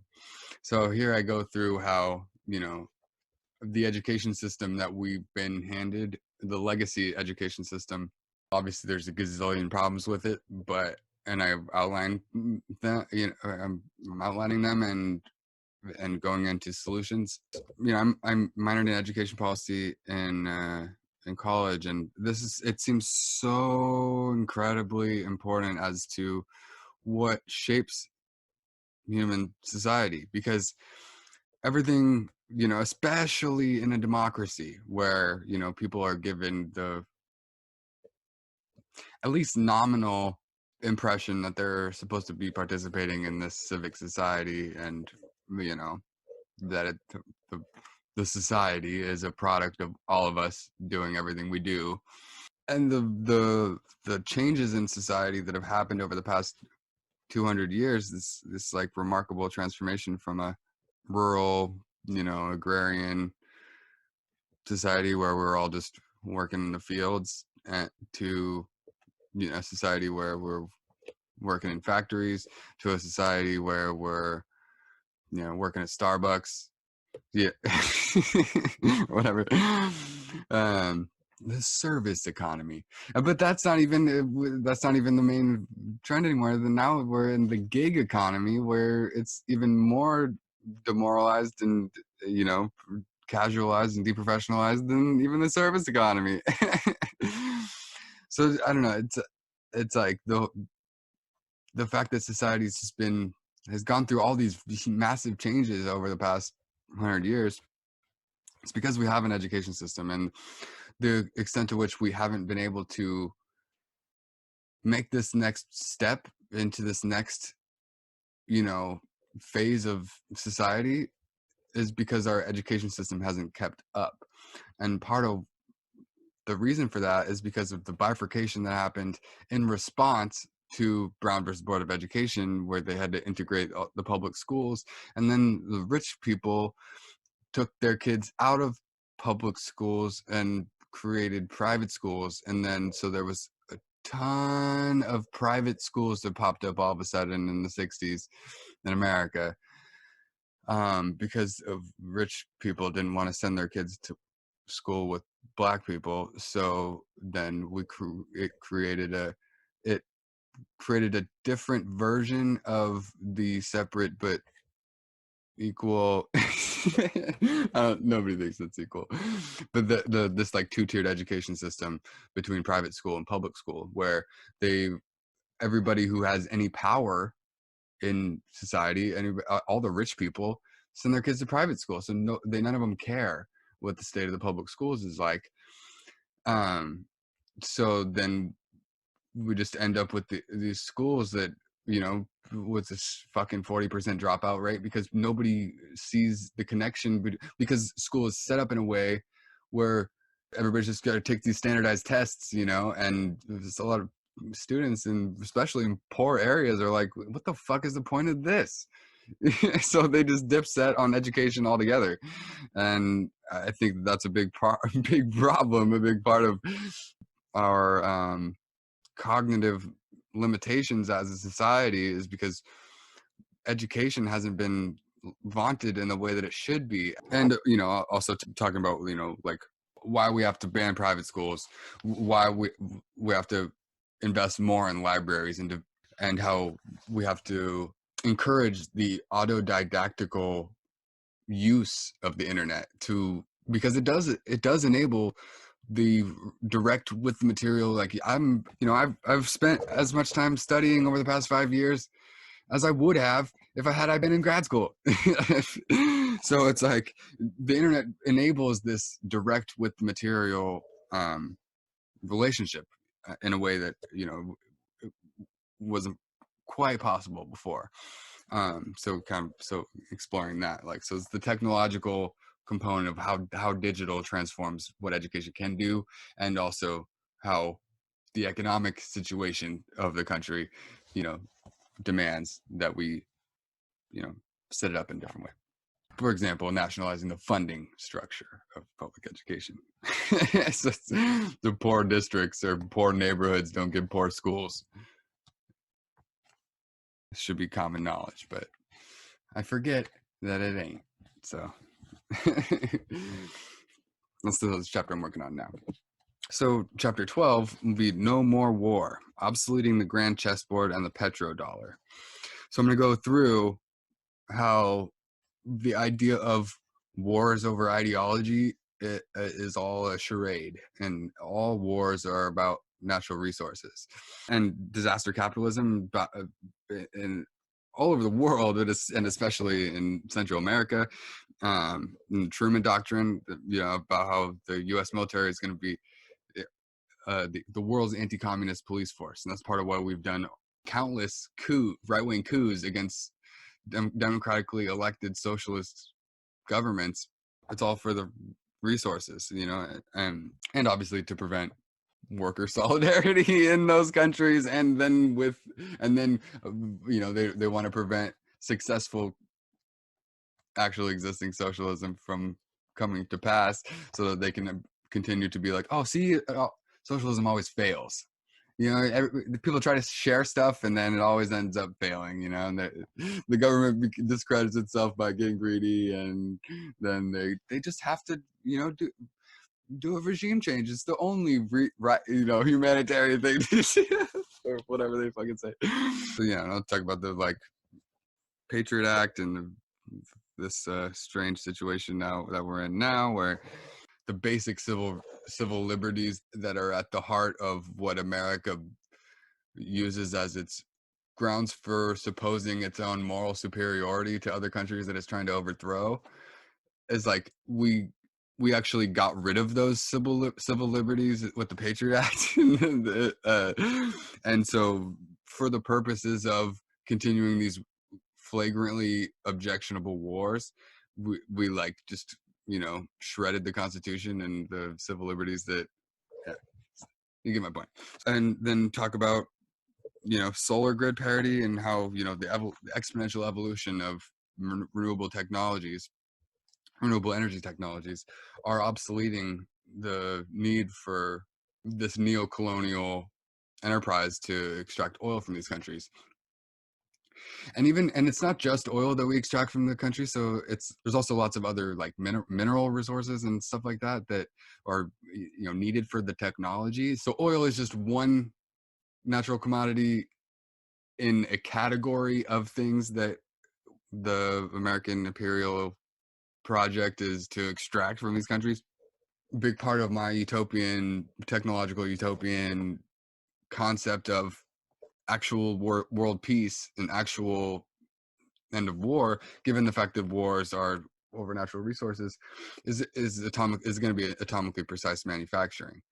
When our 3D printing technology gets so good that we can literally manufacture molecules, atom by atom, then we won't need to do these violent extraction schemes in the third world.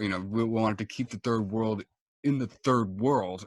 You don't have to keep them that poor for the purposes of the extraction of their resources, because we'll be able to manufacture them at a molecular level in a science lab or whatever, and so it will obviate that whole robbery that's taking place every day. So anyways, that's gonna be my war chapter, my post-war chapter. Aspirationally post-war, because it's been about 100 years since the quote war to end all wars ended, and it seems like we've been at war ever since. Funny how that works. So then chapter 13 will be upgrading public health, optimizing our social ecology.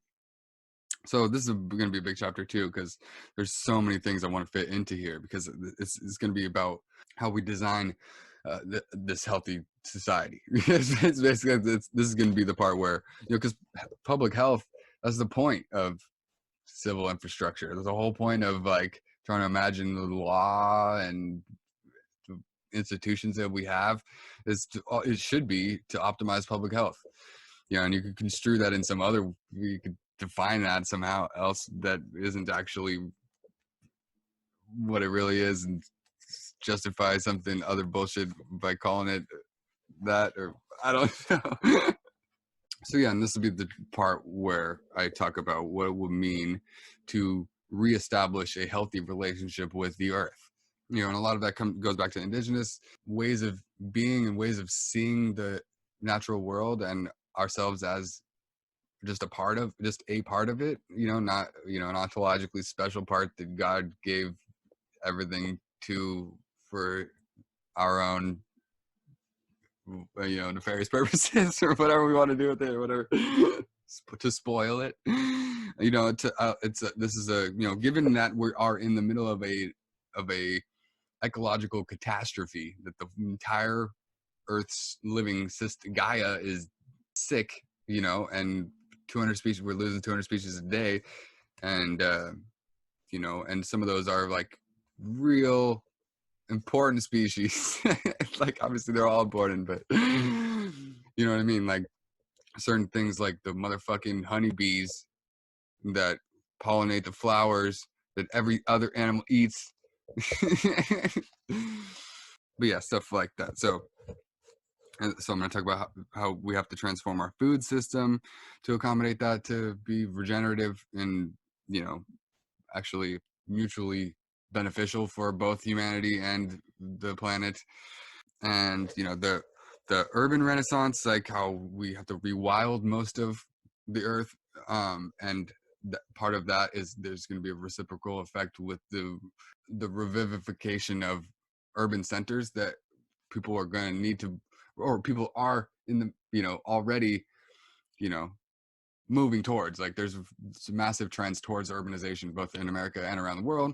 And that's really important to free up space for other species that are not human to enjoy the earth as they rightfully should be able to.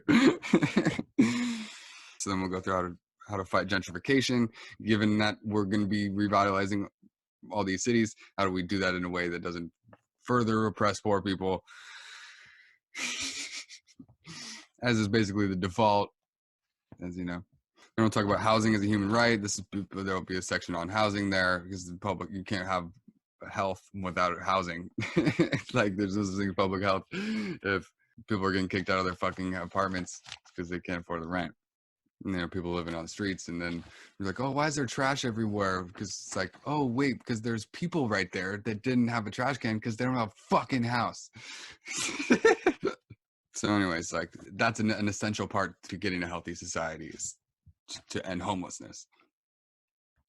And so then we'll talk about smart cities and how the intelligent infrastructure that is in the beginnings right now of being implemented in cities around the world, about how part of that is being, and that'll drop back to the intellectual property chapter, because the intelligent infrastructure, if we go into it with this strong intellectual property regime and framework that we currently have, then there will just be a monopoly, a corporation, a PG&E, for example,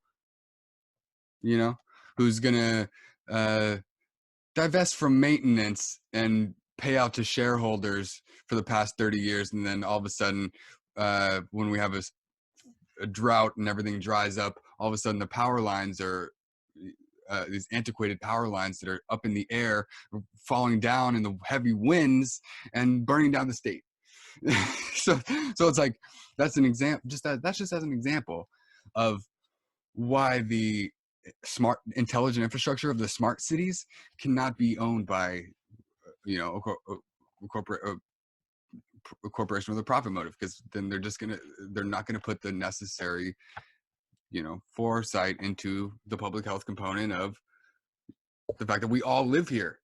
It's not just, our existence is not just for the purposes of maximizing somebody's profit somewhere, like as much as neoliberal theology wants to tell us. Then we'll talk about big data a little bit, and how, as I said, the deproprietarization of all of our data this thing that they call big data, you know, how there's trillions of sensors all around the world, and we're able to measure things that we could never measure before, and just factor all that into this, you know, broader project of optimizing human life.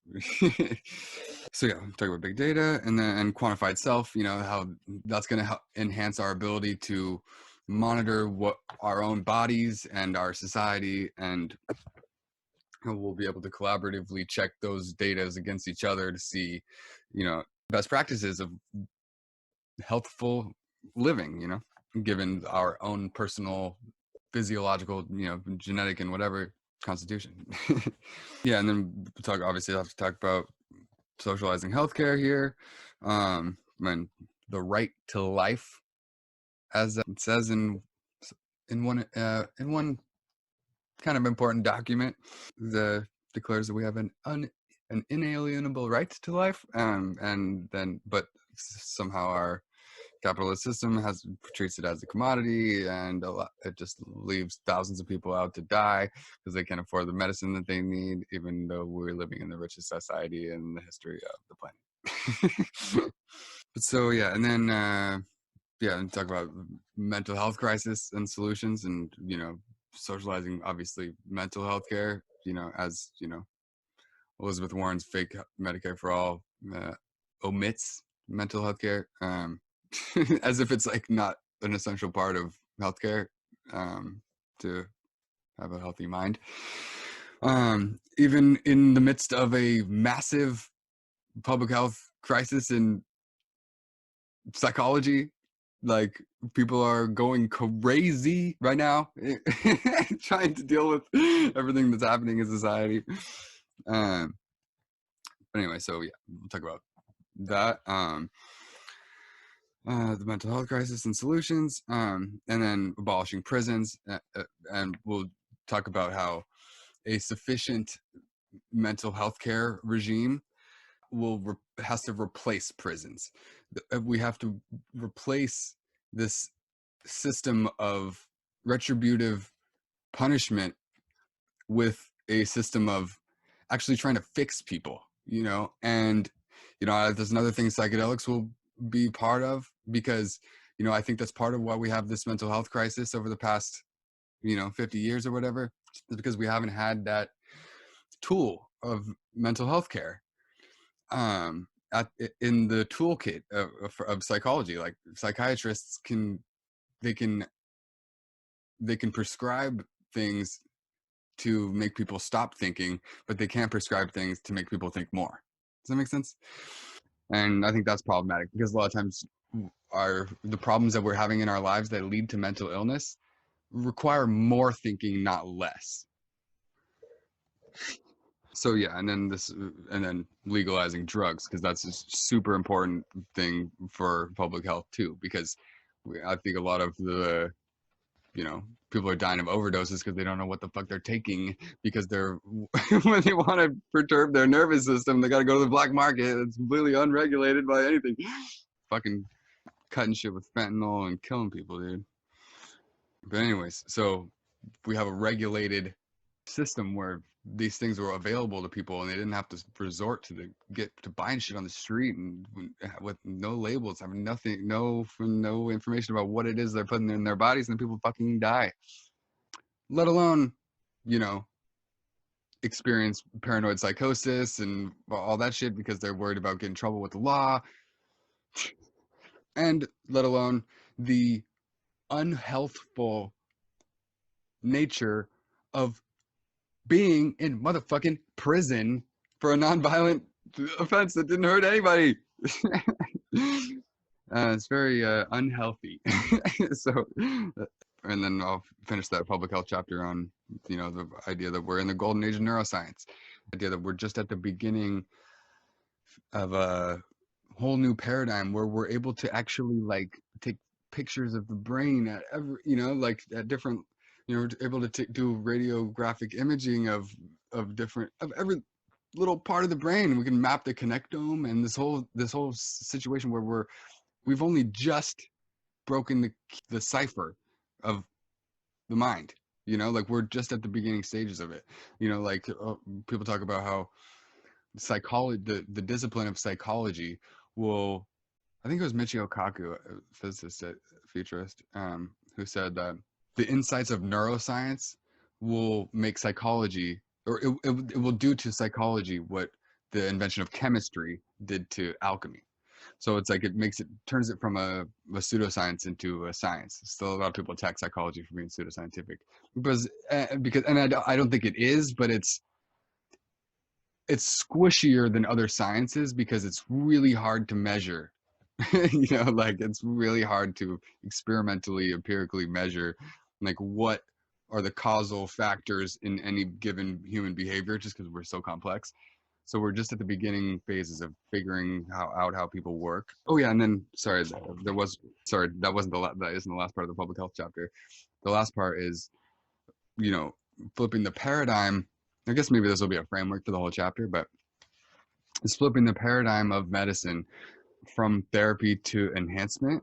That's the framework that a lot of futurists use, where it's like medicine up until now has all been about how do we solve people's problems, how we take people from negative to zero. And like psychiatrists, literally, they can't prescribe any medications to take people from zero to positive yet. It's because we're in this paradigm where they can only dig people out, or dig people out of a hole, but they can't like help people. And so I think we're going to be into a new phase of public health where medicine shifts from just solving problems to enhancing people's lives, people's experience of their lives. And that's another thing psychedelics will be huge for, enhancing people's lives. Like in the experiments, like people, and like the Johns Hopkins for experiments, for example, that, before that were done before they criminalized it. So it's like some of the only data we have to go on, but they gave mushrooms to people of all different religions and, walks of life and ideologies. And like some vast majority of them said that it was the most important experience of their life. And so like a lot of people compared it to the birth of their first kid. It's like these are like experiences that magnify the the greatness of people's lives in a way that they can't be done otherwise. It's motherfucking illegal because the fascists run the because Nixon wanted to break up the 60s. He wanted to no more free love. Free love is dangerous to this situation we got called capitalism and the white man running shit.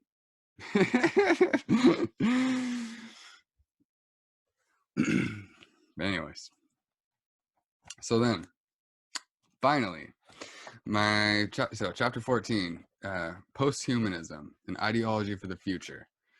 So this is going to be, I'm going to explore how humanism, as important as it is, and as I am a humanist as well as a transhumanist and post-humanist, but those each have different meanings and different purposes. So I think that humanism is important in the context of focusing our attention on our own actual lives in human society rather than a mythological daddy archetype that created us and therefore we owe everything to him or whatever. So like humanism is really important for that, and so it's where it's like focuses our energies on us, the humans, so that is important. But the reason I call it an ideology for the future is because we're on the verge of a transhuman era where people are starting to upgrade their biology and people are starting to install technological devices into their meat vessel, so they're becoming transhuman, and that needs to be okay. It needs to be seen as a natural evolution of humanity.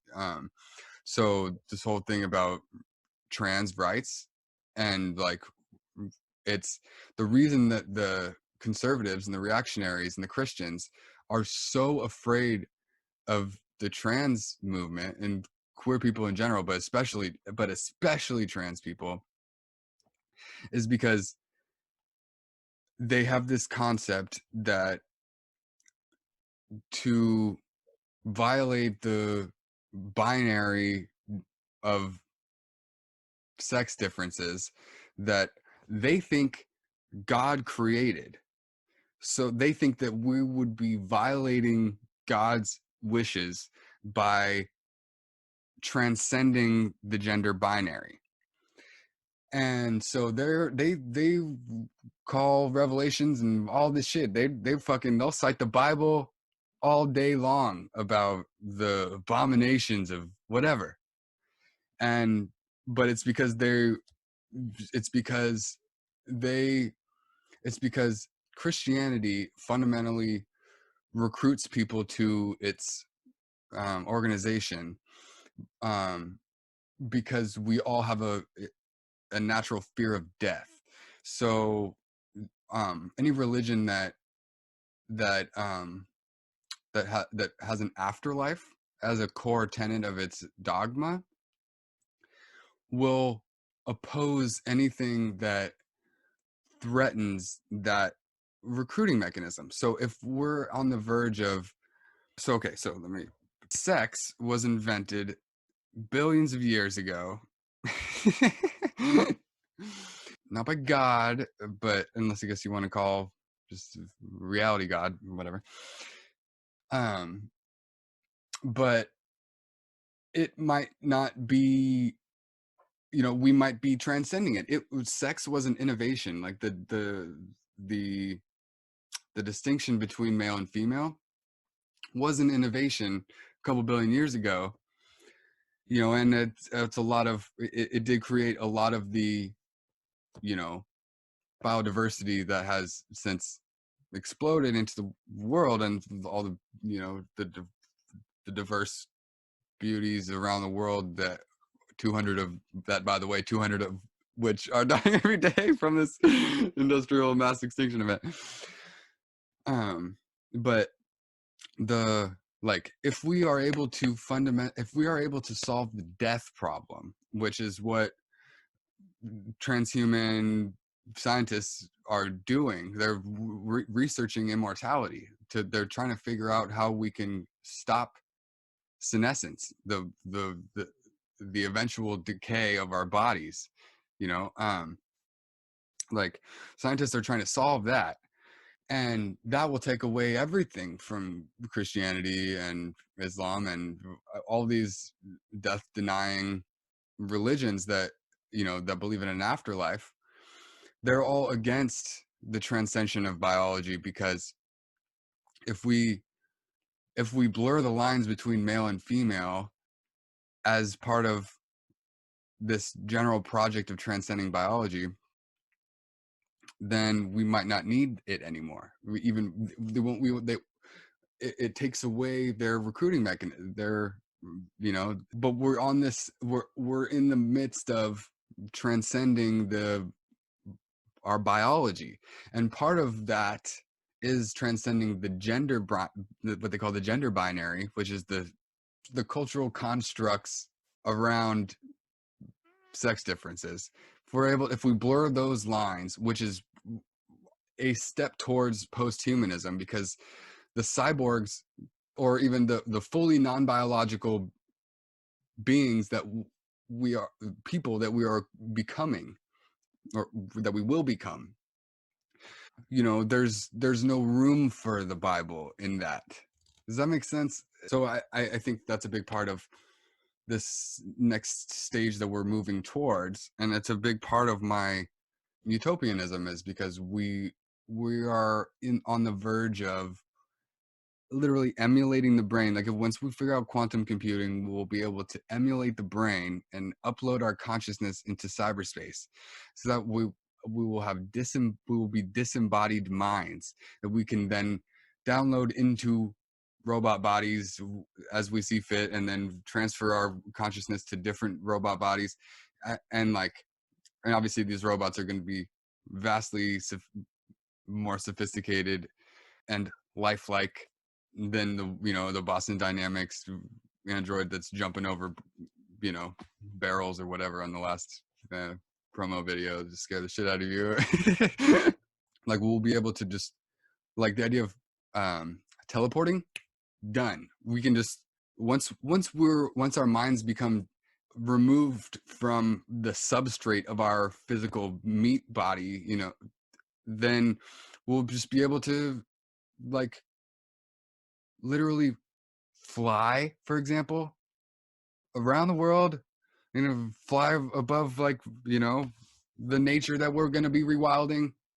The transgressiveness of the whole trans movement that is kind of like confusing everybody or whatever. And I believe it's serving a utopian function in that it's loosening up our assumptions of what it means to be a person, like not necessarily what it means to be human. Yeah, it's loosening up what it means to be human, I guess, also. But that, I think, is to lay the groundwork for this next thing, which is to evolve beyond these bodies. So where we'll be able to have what they call morphological liberty, where we could change bodies as we see fit, like right now you gotta, like, fucking pay a couple $100 and sit through hours of pain just to get a tattoo, like, but it doesn't have to, in the post-human future, we can inhabit any body we want at any time and experimentally. We can inhabit any kind of shaped body that we want, if that makes sense. And also not fucking die. Part of why we had religion before was to pretend that we don't die, because nobody wants to die. Nobody wants to, unless they're sick, nobody wants to die. Like, but people have just accepted that it's going to happen because it just always has happened, for as long as mammalian life, or long before, even before that, so literally all of reality that we know of, death is a part of it. So if people can't accept people have just resigned themselves to accepting it and created multitudinous fantasies about what happens after we do die, as a means of coping with the prospect of us actually dying. So we just come up with all these myths of the afterlife, so as to tell ourselves that we're not going to die. And then when people die, we're like, oh yeah, we'll meet them there somewhere, wherever they went after we die. It's comforting, whatever. But like, I don't think but I know we don't need that, but we're especially not going to need it once we actually don't die anymore. Like, when we actually do, just to get to continue. Because think about how wise, some older people are. Obviously not, obviously capitalism has built in all these mechanisms that make people traditionalist. And if we're worried about an atrophied imagination, then the elders often aren't the ones to look to for hope on that. That's what I'm trying to say. But I guess, but that's also because they ain't been tripping. Like the elders who have done a decent amount of psychedelics, they're the ones who are the wise ones. They're the ones who, their wisdom does grow as they grow older. And so, and that's the kind of paradigm that we want. That's the kind of paradigm we can exist in. And just imagine how wise we could get if we're living for hundreds of years, if we're able to study and not only just existing, but free from toil, not have to fucking sell all of our time to a capitalist to pay the rent anymore. Also, so we get to spend that time in eternity studying whatever we want to study, creating whatever art we want to study, just like connecting with people and on a deep level as much as we can, like for in perpetuity, and it's a type of flourishing that it's open-ended, and there's no expiration date necessarily, as there is in human life. So that's part of why posthumanism is so, it's such a magical prospect to me, or such an alluring prospect to me, because it's like I learned, I know, I could just speak for myself. I know I learn new stuff every day. Like, and if I went on like this, I can't even imagine how wise I could get in hundreds of years, like, and just, I feel like I'm just able to do life better, the longer I do it. I'm sure that's true for everybody. Like, you figure shit out, and then by the time you figure it all out, then the Grim Reaper's knocking on your motherfucking door. And so, immortality, it's been criticized as basically a relic of a Christian idea, fantasy, but it's, I think, a real prospect, and it's at least something to work towards, and that's part of why I care so much about the social transformation that I advocate for and want to see, is because I think that this next thing that we're at the doorstep of, posthumanism, it's like, it's something that it could be so good or so bad. Like, if we let the oligarchs continue to run this shit, then they're just gonna keep this for themselves. If we don't change our conception of ourselves from being individual isolated consumers to being members of a collective community that is doing this thing called life together, if we don't make that shift, then this is going to be really bad. Then the inequality that we see now, the horrific, Gilded Age type inequality that we have now, there'll be nothing compared to the bifurcation of the two-tiered reality once we spin off into different species, because they don't allow the enhancement technologies that they're giving to their own kids to go to the poor people. Like, we're gonna it's already a tale of two cities in the world and in America and everywhere. But we ain't seen nothing yet, compared to what transhumanism will do if we don't reorganize society. Like, there's a great book, James Hughes, awesome futurist, wrote a book called Citizen Cyborg. It's about this. It's really good. Highly recommend it. That's just the ideological component of posthumanism, but there's also the technological component, which is the hard takeoff of AI and the singularity and the intelligence explosion, and how, we're going to lose control real quick of this broader system, some Skynet shit. Like, I don't know if, I don't think it's going to, I mean, I hope that it doesn't turn on humanity and, treat us as the problem that, for example, endangered species probably see us as. But I do think that we're going to lose control of it. I think that it's gonna be able to recursively self-improve to the extent where we will lose the ability to even know what it's doing or thinking. And so I think that, there's a lot of doom and gloom scenarios out there people paint about that, and it could be the end of everything. But like, I really think that, that's part of why I hope that we are able to, use atomically precise manufacturing to end the wars and the extraction and the ecosystem collapsing that we're fucking doing. Just like, people are still cutting down trees in the forest. Like, people are still deforesting right now. Like, so with shit like that, it's like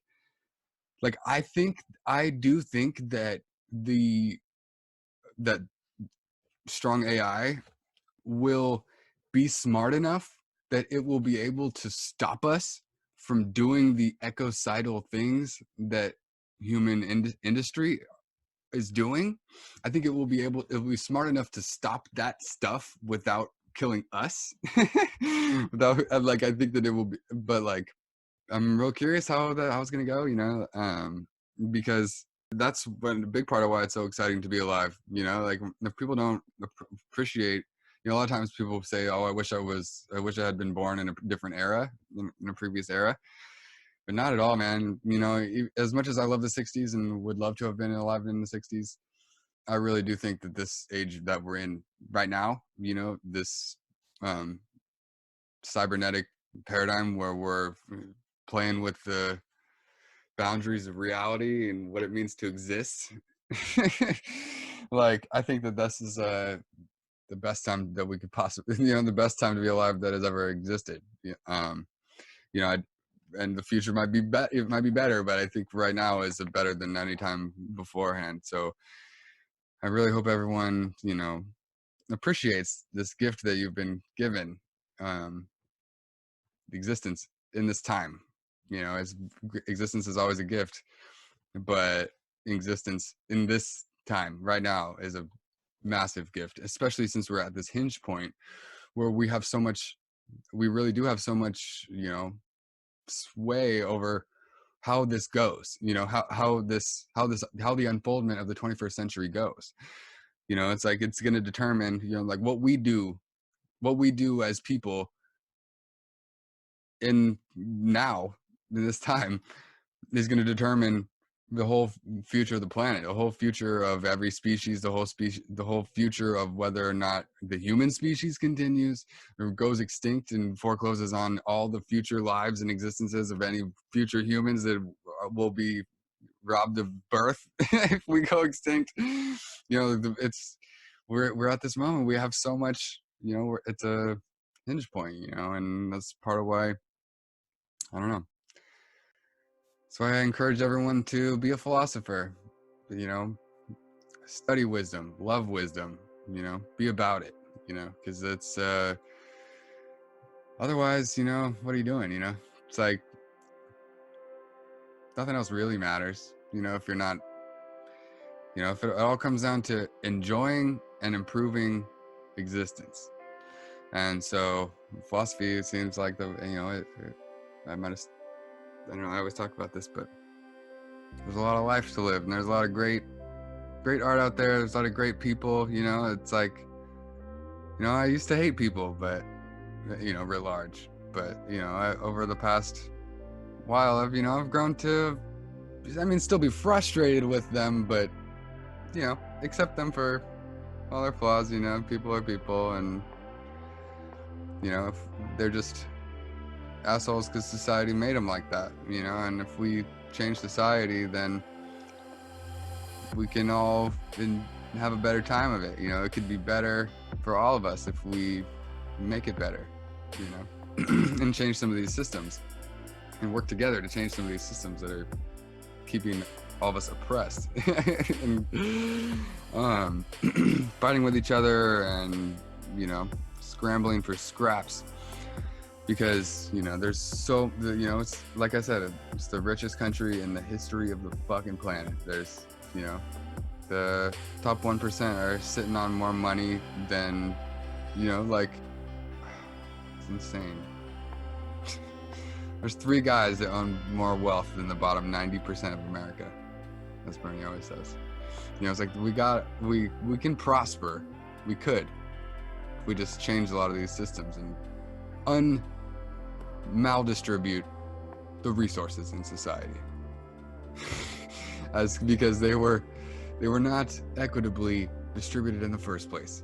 So on that grounds alone are justified in establishing a more egalitarian society with economic rights and dignity for all people in society, including these mysterious robot beings that are entering our lives and the animals that we coexist with, So anyways, that was a probably much longer synopsis than I than I originally planned to do today for this episode.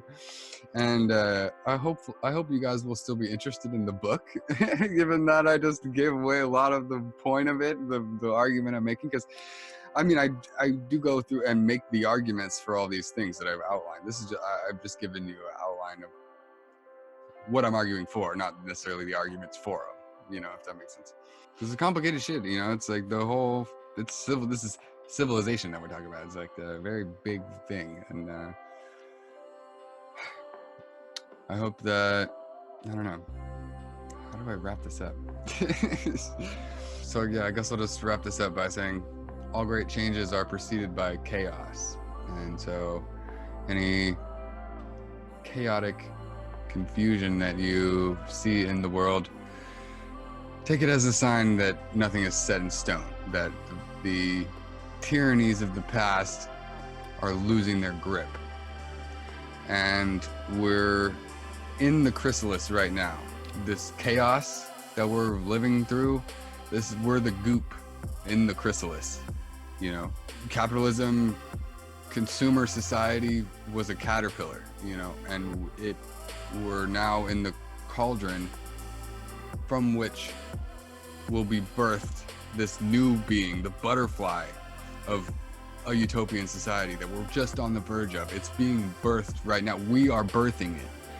If you're watching this video, you're probably conscious enough to be a part of this broader process of birthing this new civilization, that will bring prosperity, the likes of which, we've never seen before. So anyways, hope you enjoyed the show. Please subscribe, and especially on YouTube, I'm like really trying to grow the YouTube channel. So if you're listening to this on Facebook or podcast, check out the YouTube channel. There's a video available. The main reason I would say subscribe is just so that you'll be notified when the book comes out, because that's like the Facebook page Utopian Cartography, and the YouTube channel Utopian Cartography, and you'll get a heads up when the book comes out. And even hit me up on Facebook and drop me a message on the Utopian Cartography Facebook page that you'd like to see, or you'd like to be notified when this book is published, because I'm trying to get the word out there that it's coming. And sorry I can't reveal the title yet. I love the title too much to give it away. But I know you guys will enjoy this book, and hope you've enjoyed this expedition to discover the path to Ethan. Love you guys. I'm Neonn Felicity. Thanks for listening. Thanks for watching. Love you guys.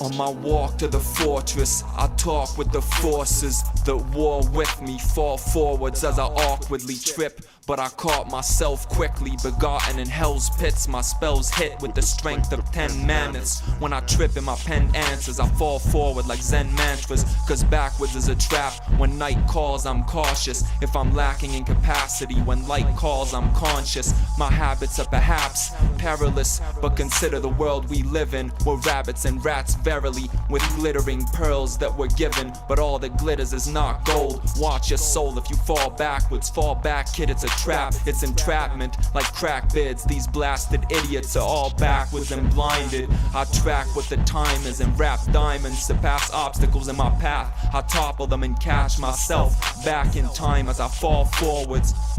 Fall forward. I've got a race to run. Walk or dance. Don't press rewind. I've got to stay on track. I try to find a grip on life by not standing blind. Don't blink twice. Falling, falling, falling forward. Falling, falling, falling forward.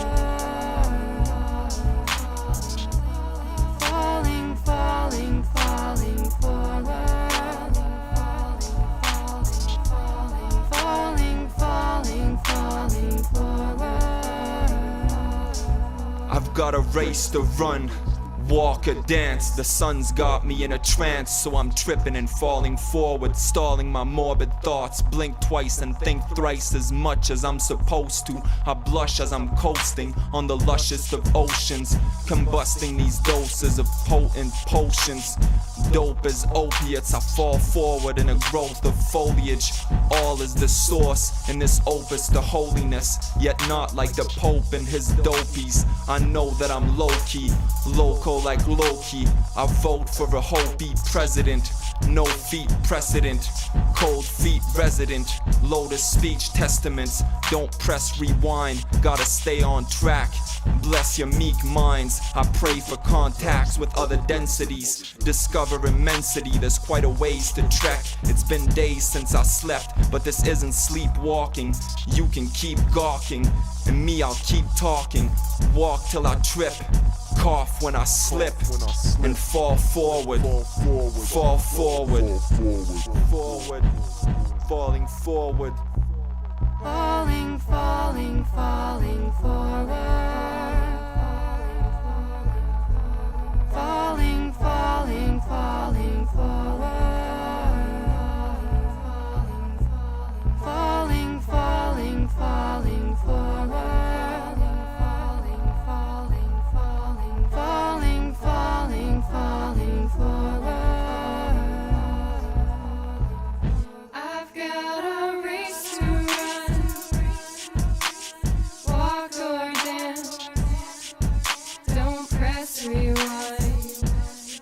I've got to stay on track.